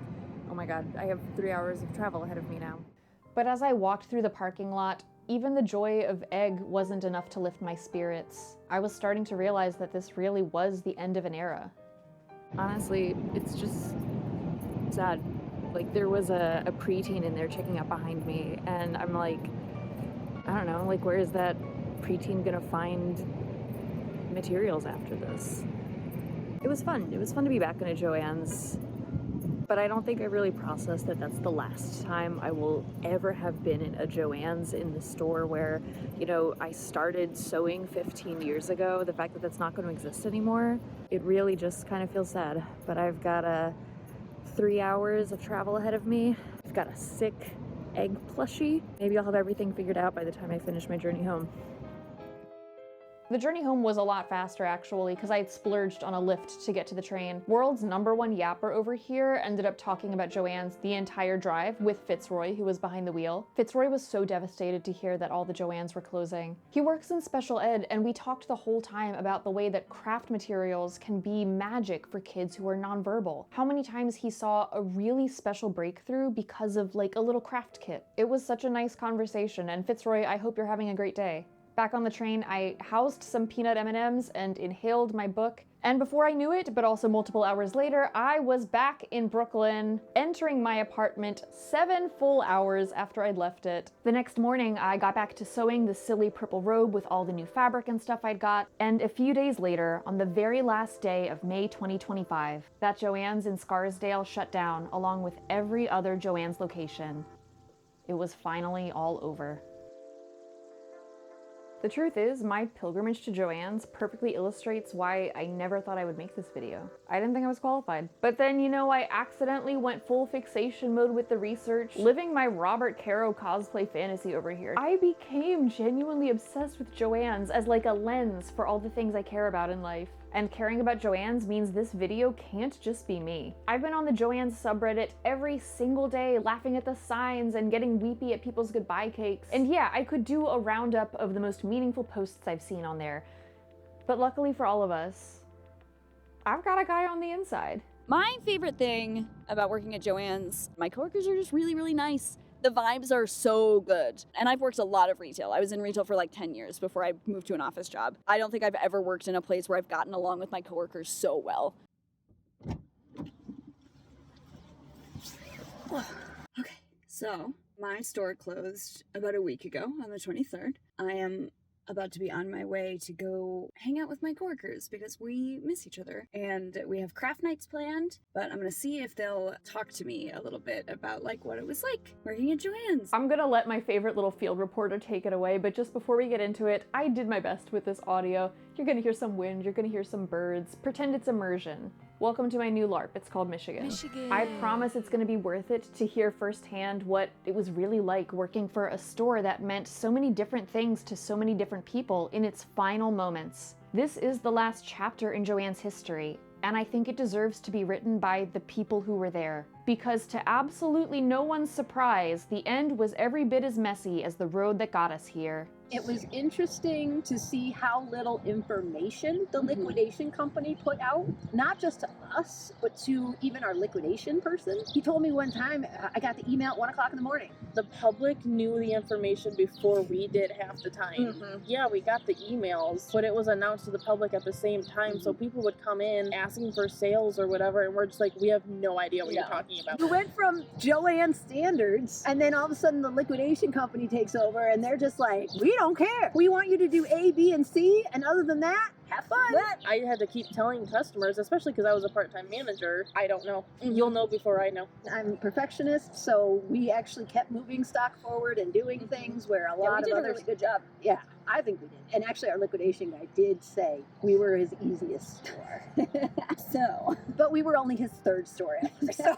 Stefanya, who you just heard from, was actually the manager for Vo's store, and she came onto that role after the liquidation was announced. The store's previous manager, who we also love, found another job when the ship started going down. So Stefanya took the big gig for this tumultuous time. She was directly interfacing with the liquidation rep from GA Group to make it happen. This meant a lot of logistics and a lot of dealing with customers. Vo asked their coworkers what surprised them the most about working for a liquidating company, and let's just say a theme emerged. There was a lot of false, sadness, which I found very irritating. It felt patronizing because, you know, we were losing our jobs. I get it. I don't know where people are going to buy their fabric, but at the same time, just the way that they were approaching it felt selfish. Honestly, okay, I'm going to sound a little mean, how entitled some customers felt to information about us personally. How many times a day I got asked, so what are you doing after this? And when I'd say, oh, so, I'm gonna get another job. And they're like, yeah, but what are you doing? The insensitivity of people is just beyond me.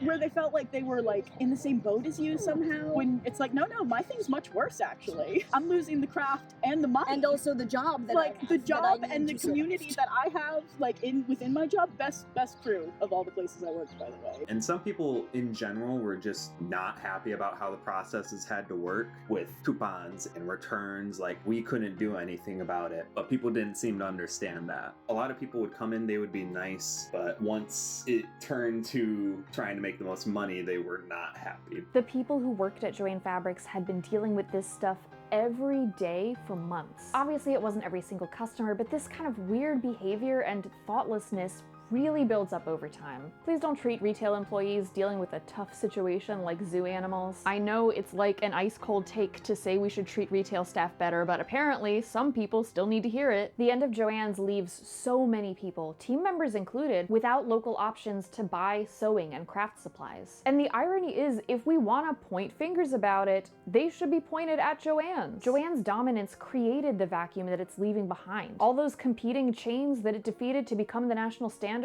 those were just the ones big enough to make the news. The more I researched, the more I realized just how many shuttered fabric stores there'd been, whose names I will never know. When I was leaving that Joann's in Scarsdale, I posted on Close Friends, Natch, and my buddy Steph messaged me to say that the store I had just left used to be a fabric bonanza. She used to go there with her mom in the 90s. I've spent weeks researching fabric retail at this point, and I can still be standing in a spot that used to be a chain I had never heard of. It feels like Avatar stage. Man, like, my brain is not big enough to hold all of the things that came before. Where are you gonna go now to get your supplies? A crochet, a cross stitch, yarn that I just bought a ton of. I'm really happy to hear Big Twist is being picked up by an online brand. I hope that stays to quality because I would love to continue using that. It's my favorite. Plus, I need to not spend money on craft. Yeah. I don't have a job lined up yet. Thrift stores have good deals a lot of times. You know the drill. Taking apart thrifted blankets. Honestly, I don't know. We do have a couple of really good like quilting shops around here. You can get a lot of really nice cottons, but not nearly the selection that Joann's had. No, because nobody has everything in one store anymore. Yeah. Honestly, I have no idea. I like to quilt. I didn't start quilting until I got the job at Joann Fabrics. I honestly don't think I will quilt again. Fabric, you have to touch it. You have to compare. I can't buy fabric on sale. Absolutely not. Yeah. You can't match color. The local ones get really expensive, and I know that they're, small businesses. And I get it. I had a small business. Yeah. And it's a hobby to me. Yeah. I don't make money from it. There's a lot of people that came into Joann's though that did. And they kind of relied on us for like 100%. their income. People don't realize how much this is going to affect the world. Yeah. I mean, it sounds dumb, Joann Fabrics. We had priests coming in to get fabric for the tables, directors coming in for plays. Then we had the cosplay people coming in, the Ren Fair people. And I know that's just hobby stuff too, but that's a lot of money that people put into that stuff, and they don't consider it just a hobby. It makes me so angry. When it comes to the money that people put in their hobbies, if we're going to talk about resources in a post-Joann's world, we need to address a lobby-shaped elephant in the room. Joann's had basically one meaningful national competitor with over 1,000 stores in every state.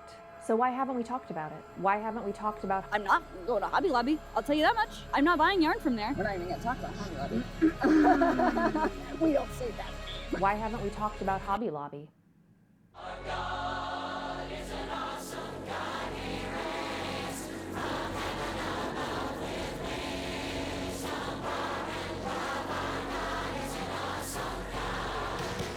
And instead of hearing it from me, someone who's basically never lived near a Hobby Lobby, I want you to hear it from someone whose beef is personal, a true expert in Hobby Lobby haterade. Hobby Lobby is the Chick-fil-A of craft stores, except it is worse. Hobby Lobby doesn't apologize, and they are very proud of their fundamentalist evangelical owners. We are talking about people that donate lots and lots of money to lobbyist groups and hate groups that lobby our government to support their anti-LGBT, anti-abortion, anti-birth control views. They also illegally smuggled artifacts into the United States, and the name of that case is very funny. The United States of America versus approximately 450 ancient cuneiform tablets and approximately 3,000 ancient clay boule. They also donated some of those artifacts to the Creation Museum, which is where you can go and learn about how Jesus walked with dinosaurs. If you are a Christian,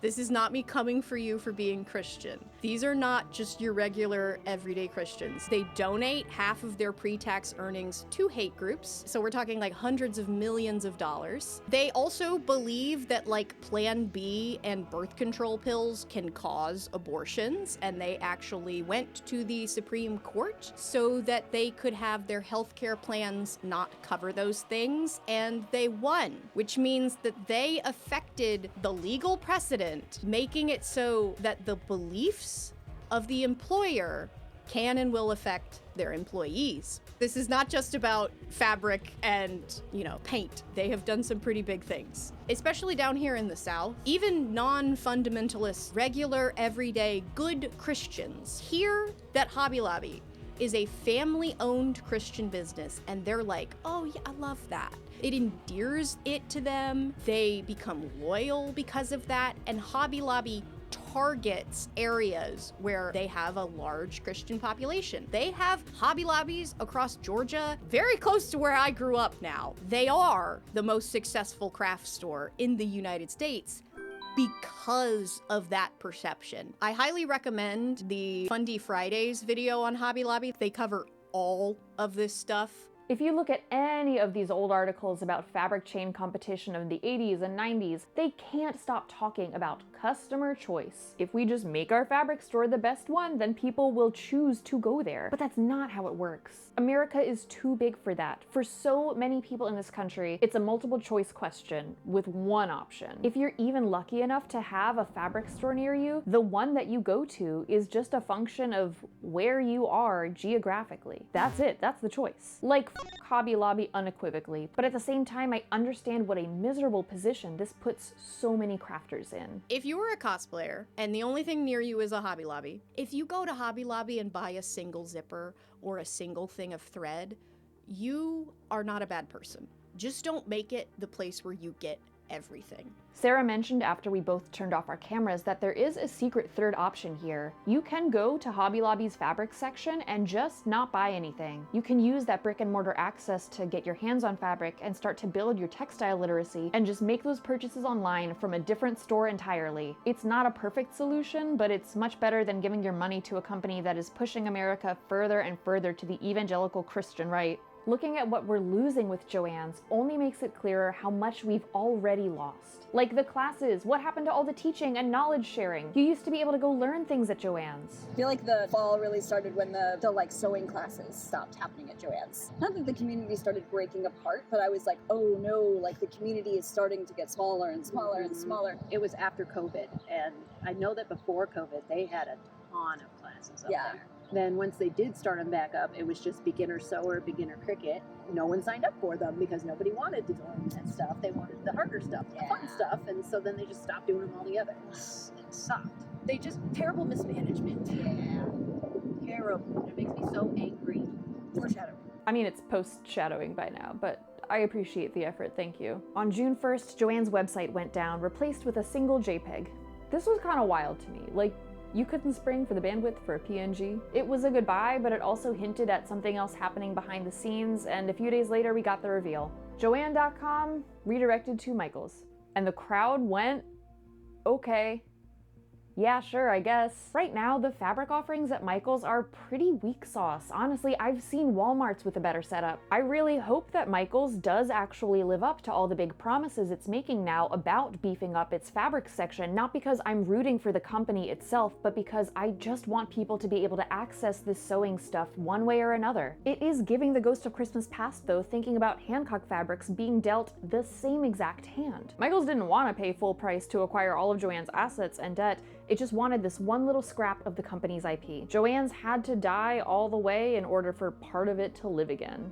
In a video that was probably the most emotional I've ever seen her, Yaya Han shared in August that her cosplay fabric line with Wyla would also make the jump to Michaels. It had already found a home online and Mood's website, but this is so massive for people being able to get these textiles in person. This means there's still a future ahead for this project, and I'm not taking that for granted after everything else that's happened.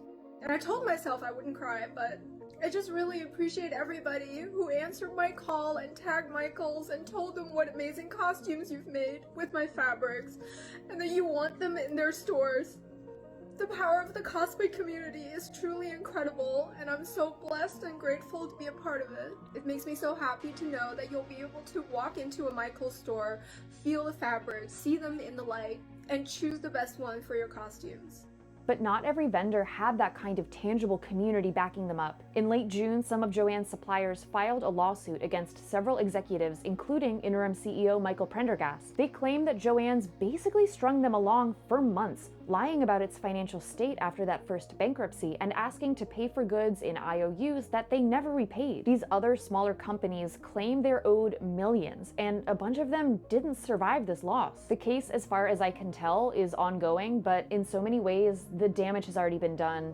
Meanwhile, the Great American Group is patting themselves on the back for delivering the largest retail liquidation in US history. I hate them so bad. This website makes me want to spit blood at them like those f***ed up lizards. I think I could do that if I tried hard enough. The fact that they partnered with content creators to promote the liquidation sales is so dark-sided.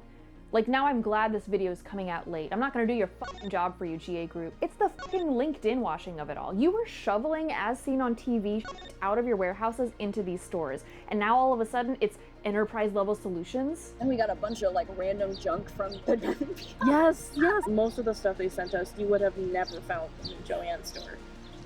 George Foreman grill, Tupperware, salad spinners, camping equipment. I saw the salad spinner at Scarsdale. It was broken. But if I can take a deep breath, I don't think the legacy of Joann's should be a busted salad spinner. It's easy to focus on the bullshit, because that righteous anger is a cheaper and easier catharsis than the other stuff. I want to focus on the good of Joann's, not because I'm trying to end on a hopeful note, but because that is what we're really losing here. We should be furious because this is what's going away. The chance for Joann's to ever grow into something better than what it already was. What I'm gonna miss most about Joann is honestly that I could always find a job at one. Every time I moved, I would just find the closest Joann's. I worked at 4 different ones. Once they hear I worked at another Joann's, they're like, oh, yeah, easy. It was actually my first job. I was 19. I got a job at the Ballard location. I was cut counter. The thing I'm gonna miss the most about Joann's, so my full-time job is very like desk heavy, sit behind a desk type of thing. Yeah. On the weekends, it was so nice to like be physically doing a job. So not only am I gonna miss all of my coworkers and like our regular people, but the very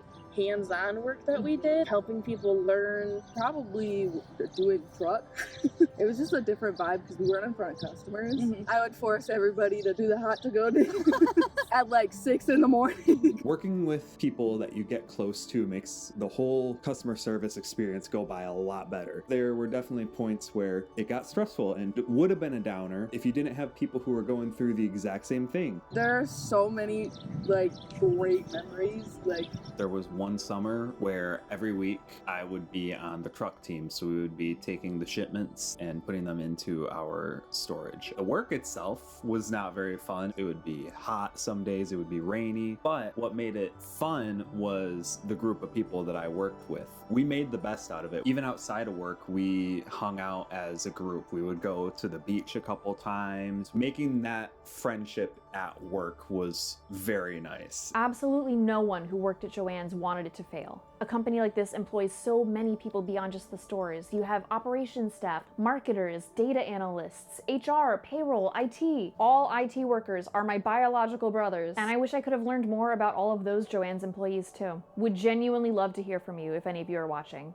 What went wrong with Joann Fabrics? Over the months, I've seen that simple question become a Rorschach test. Was it the fleece? Was it the understaffing? Was it the pandemic? The one that you personally blame says a lot more about what you valued in Joann's and where you saw them biffing it in a big way. But there's one last factor I didn't mention that I've seen other people throwing around, and I just want to rebuke it real fast. The idea that no one sews anymore. If you are saying that, you just don't know this niche at all. And that's the tea. Sewing has fundamentally and foundationally changed since 1943, but it has never stopped. And it's never gonna. We had a lot of good regular customers who would come in. A lot of times we would get updates on what they were doing, how they were doing themselves, how their projects were coming along. Sometimes they would bring in the projects to show us what they were doing. It was really cool seeing the ton of different people. We had people making things for church, people making cosplays, people making gifts, which I loved because you could tell that people put in effort thinking about their loved ones. I remember there was one time someone came in and one of their family members was sober for, I think it was a year or something, so they were doing something nice. Like, it's just really cool seeing how loving people can be in their crafts that they do, and it really comes out in how passionate they are. You have the little old ladies who sit at home and don't talk to anyone and then come in and you're like, so what are you making? They go, oh, let me show you. And then you get the cosplayer kids that are like, I'm making my costume for the first time for Comic-Con. I just love it. And I'm going to miss it so much. Because I just feel like they're all my peoples. There's not really places that we can gather for that kind of community anymore. Right. It makes me so mad. I know, it's such a bummer. I owned my own business for 20 years, you know, and this place took me in and made me feel like you're not a failure. Yeah.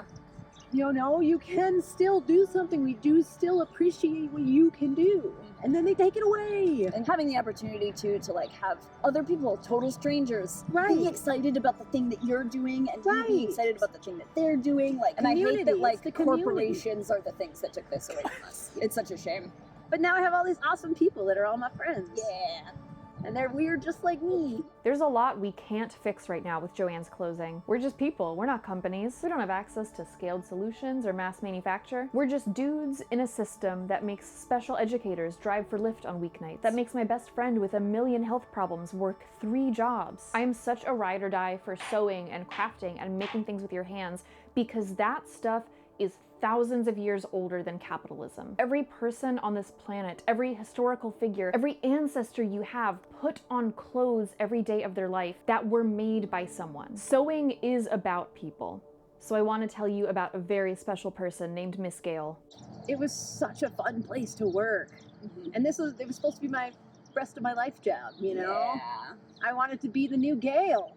This dude comes in with this like long piece of wood that he had nailed a long black cloth to, and he brought it to the cut counter and went, I want this cut in 2.5-inch strips all the way up to the wood. And I'm like, that's not even something we would kind of do. I'm just like, we don't do that. And he's like, you have scissors.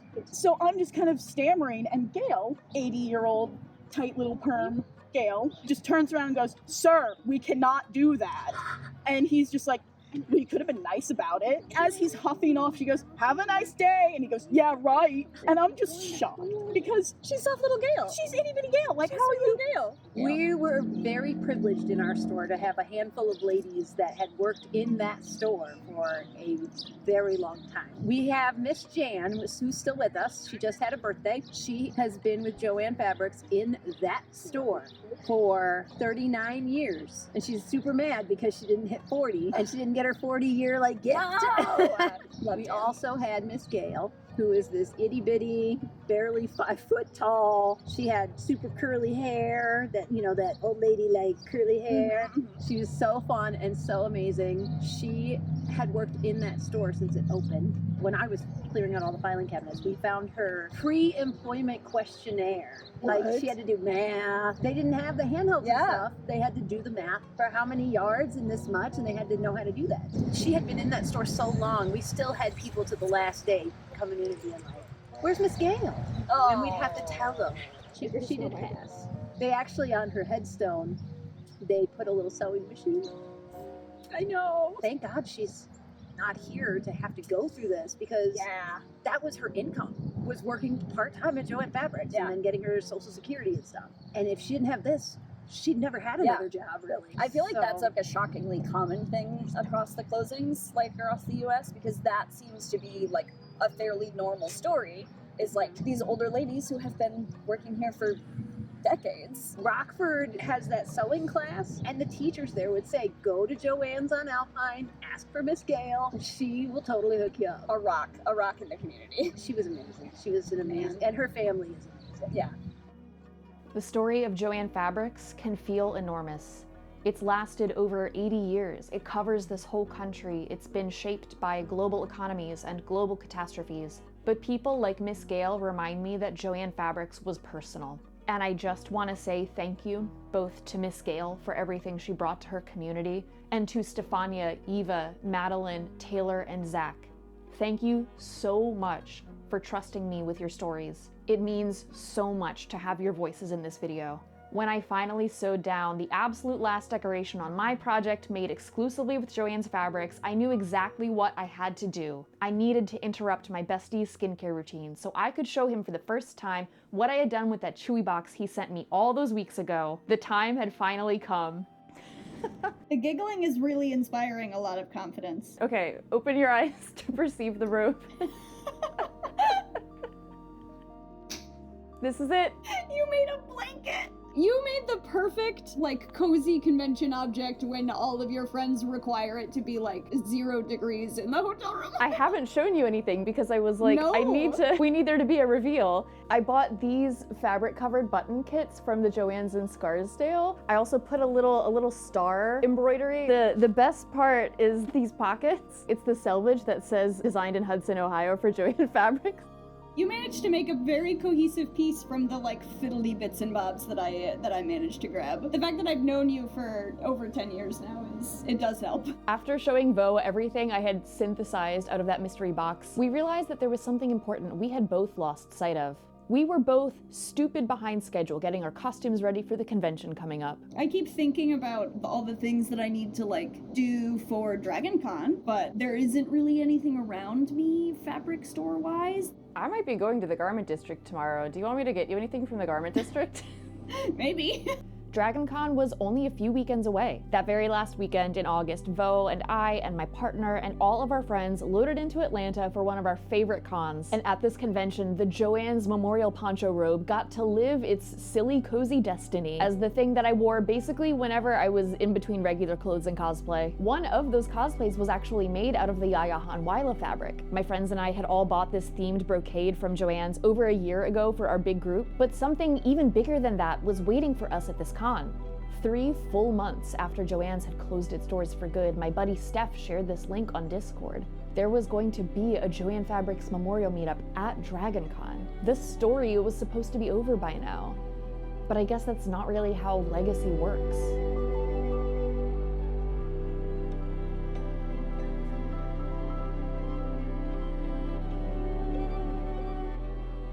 The receipt, this is my last ever receipt from Joann, the actual article. This means what are you making today in Latin? A fun way to send her off. Yeah. My friend is a Joann Angel, so I decided to be a Joann Devil. I crocheted all of these this week. I just thought it would be really appropriate to turn it from a store into a saint. Pulled in dark green from the old logo. The headpiece is my absolute favorite. One panel of buttons took me about 6 hours. I also brought little crafting kits. I am the Yorks of Joann, over by Spirit Halloween, the sad reality we live in. I am a mad seamstress. The bandolier is almost entirely vintage thread. Yeah. Top hat's full of thread. Going to Joann's for over a decade. Very sad to see it go. We have little swags with a Joann ribbon, a ball of thread, and a little emergency kit. I just knew there were so many others like me, especially cosplayers and con goers. I think people would love to just come together and just commiserate over our love of Joann's. Part of me keeps being like, would it have been better if we never had a Joann's at all? Like if we never got a national fabric chain? Yeah, it's tricky because, like, ideally you would want local places that were accessible, but because Joann's kind of overran the whole system, they became the accessible place. And in the end, that is the full contradictory truth behind Joann. Joann ran countless mom and pops out of business at the same time as it became the backbone for so many different kinds of small businesses. It brought sewing and crafting to so many new people in this country, myself included, but it did that by narrowing and centralizing the supply chain. That's the inevitable dichotomy of Joann's. And it's that truth that I wanted to document, because researching this video has taught me how easy it is for these everyday parts of our lives to get lost. I haven't stopped thinking about what this kind of history would look like for any of the stores I go to in the garment district in New York City. I know these stories are everywhere. Preservation and archiving our past and present tense really matters, but it's also not the same thing as actually figuring out what our future looks like now. Now, we are seeing a situation where there is not accessible crafting anywhere anymore because Joann's is gone. And the thing that makes me so crazy is that it's like, it's hard to envision a future where like sewing becomes something new without the access that Joann's gave us, because like sewing changed so much in the last 200 years. I can't really imagine what the next evolution of sewing is gonna be now. I know there will be a next chapter, I just genuinely can't picture it now that this tangible in-person access has dried up for so many Americans. And I don't want to soften that. There is no positive spin or silver lining here. But at the same time, we will always have the power to connect with other people when those systems of economics and power leave us behind. Some people are optimistic about like maybe like new local stores will pop up, and I'm like, in my heart of hearts, I'm not that optimistic about that because I'm like, I sure hope that's what happens. But the one thing that I'm like, oh, actually has been very inspiring is like seeing people in the community sharing Google Docs, sharing information, because we can't as people start at scale mass manufacturing cotton, but like we can share information immediately. So many people were like, here's where you can get this, and here's where you can get this. It does warm the soul a little bit that so many people who are experienced like in this space, like seeing them share those experiences and resources with people who haven't. And that's the stuff that we have control over. And it's not going to replace everything that we're losing with Joann's, but we should at least do that much. This is the thing they are never going to be able to take from us. I see it online when people share their wisdom freely, and I see it at this meetup where people come together in person to laugh and mourn, and I hear it in the stories of people like Miss Gale and Ilsa. I didn't remember until I was working on this video that one of the first Joann's sewing projects that I can remember is that Ilsa, my grandmother, made a fleece robe for me when I was in 4th grade. This like goldenrod yellow fleece robe with the Joann's trim on it. Ilsa never stopped crafting and learning new things. She would take us to the Joann's in Parkville where we would pick up fabrics and yarn, and then she would create something. That's what this is about. There is so much good in the story of Joann Fabrics, and that good is what we need to bring into whatever comes next. So I accidentally spent most of this last year working on the video that you just finished watching. And the funny thing is, the deeper I went with it, the more I started to realize how impossible it was to make a truly definitive video about Joann's. So from the bottom of my heart, all I want to say to you right now is thank you so much for watching. And if there's anything that I didn't get to or I didn't quite nail, I hope you can take this project in the earnest spirit of my absolute best effort. Like, I truly thought a better YouTuber than me was gonna make this video essay. The only thing I'm asking right now, if you made it this far, is to just send the video to someone you think would like it, hit the like button, leave a comment, subscribe, and hit the bell, because honestly, I started planning like 4 other videos based on things I uncovered in my research for this one. It was probably like a catastrophically bad business decision to only put out 1 video this year, so my destiny and the destiny of this channel is entirely in your hands right now. The only reason why this video exists is because of my patrons, period. I am unbelievably grateful to each and every one of you. You are the reason why I didn't pack it in and go back to IT after some tough times. We have fun over there. I stream twice a month. I post updates and bonus videos, and we talk about scripts. There's even more neat stuff at higher levels. The community that funds this channel are just some of the coolest people around. I genuinely love hanging out there, and I genuinely feel inspired by the people that come together for this channel. Plus, I just started a totally free newsletter over there on Patreon, and even if you can't swing the financial support, trust me, I completely get it. You are still supporting the future of this channel just by engaging with this video. I want to give a special, enormous thank you to Moon Riot, Levy and the Leviathan, Sarah Brocious, Jet TTRPG, Eleanor Beneficki, I know I didn't say that right, Grace Lily, Annalek, Sugar Shock, Adoilable, Megan Von Ackerman, Lambda Hansen, Larzard, Arden Winter, KFry84, and Eli. I want to thank Dex the Littlest Pickle, Stephanie C, and thank you so much to Aphrexis, Kendrick, Thomas Ruri Wang, Toria, and Nami Sparrow. And finally, my most undying gratitude for my favorite field reporter and my man on the inside, Bo. You can also hold this like a YouTuber.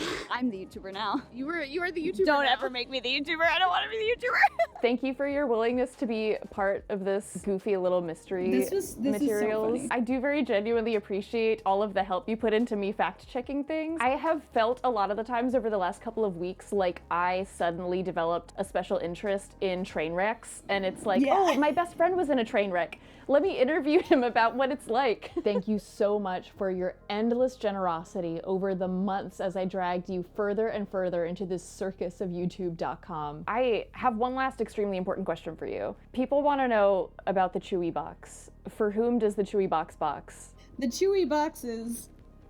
Come here, you. For him! He was right there the whole time! He was here. He's always here. And thank you so much for watching. That means you are part of this too, and I'm really glad you're here. So stay weird, stay hydrated, and I'll see you in the next one.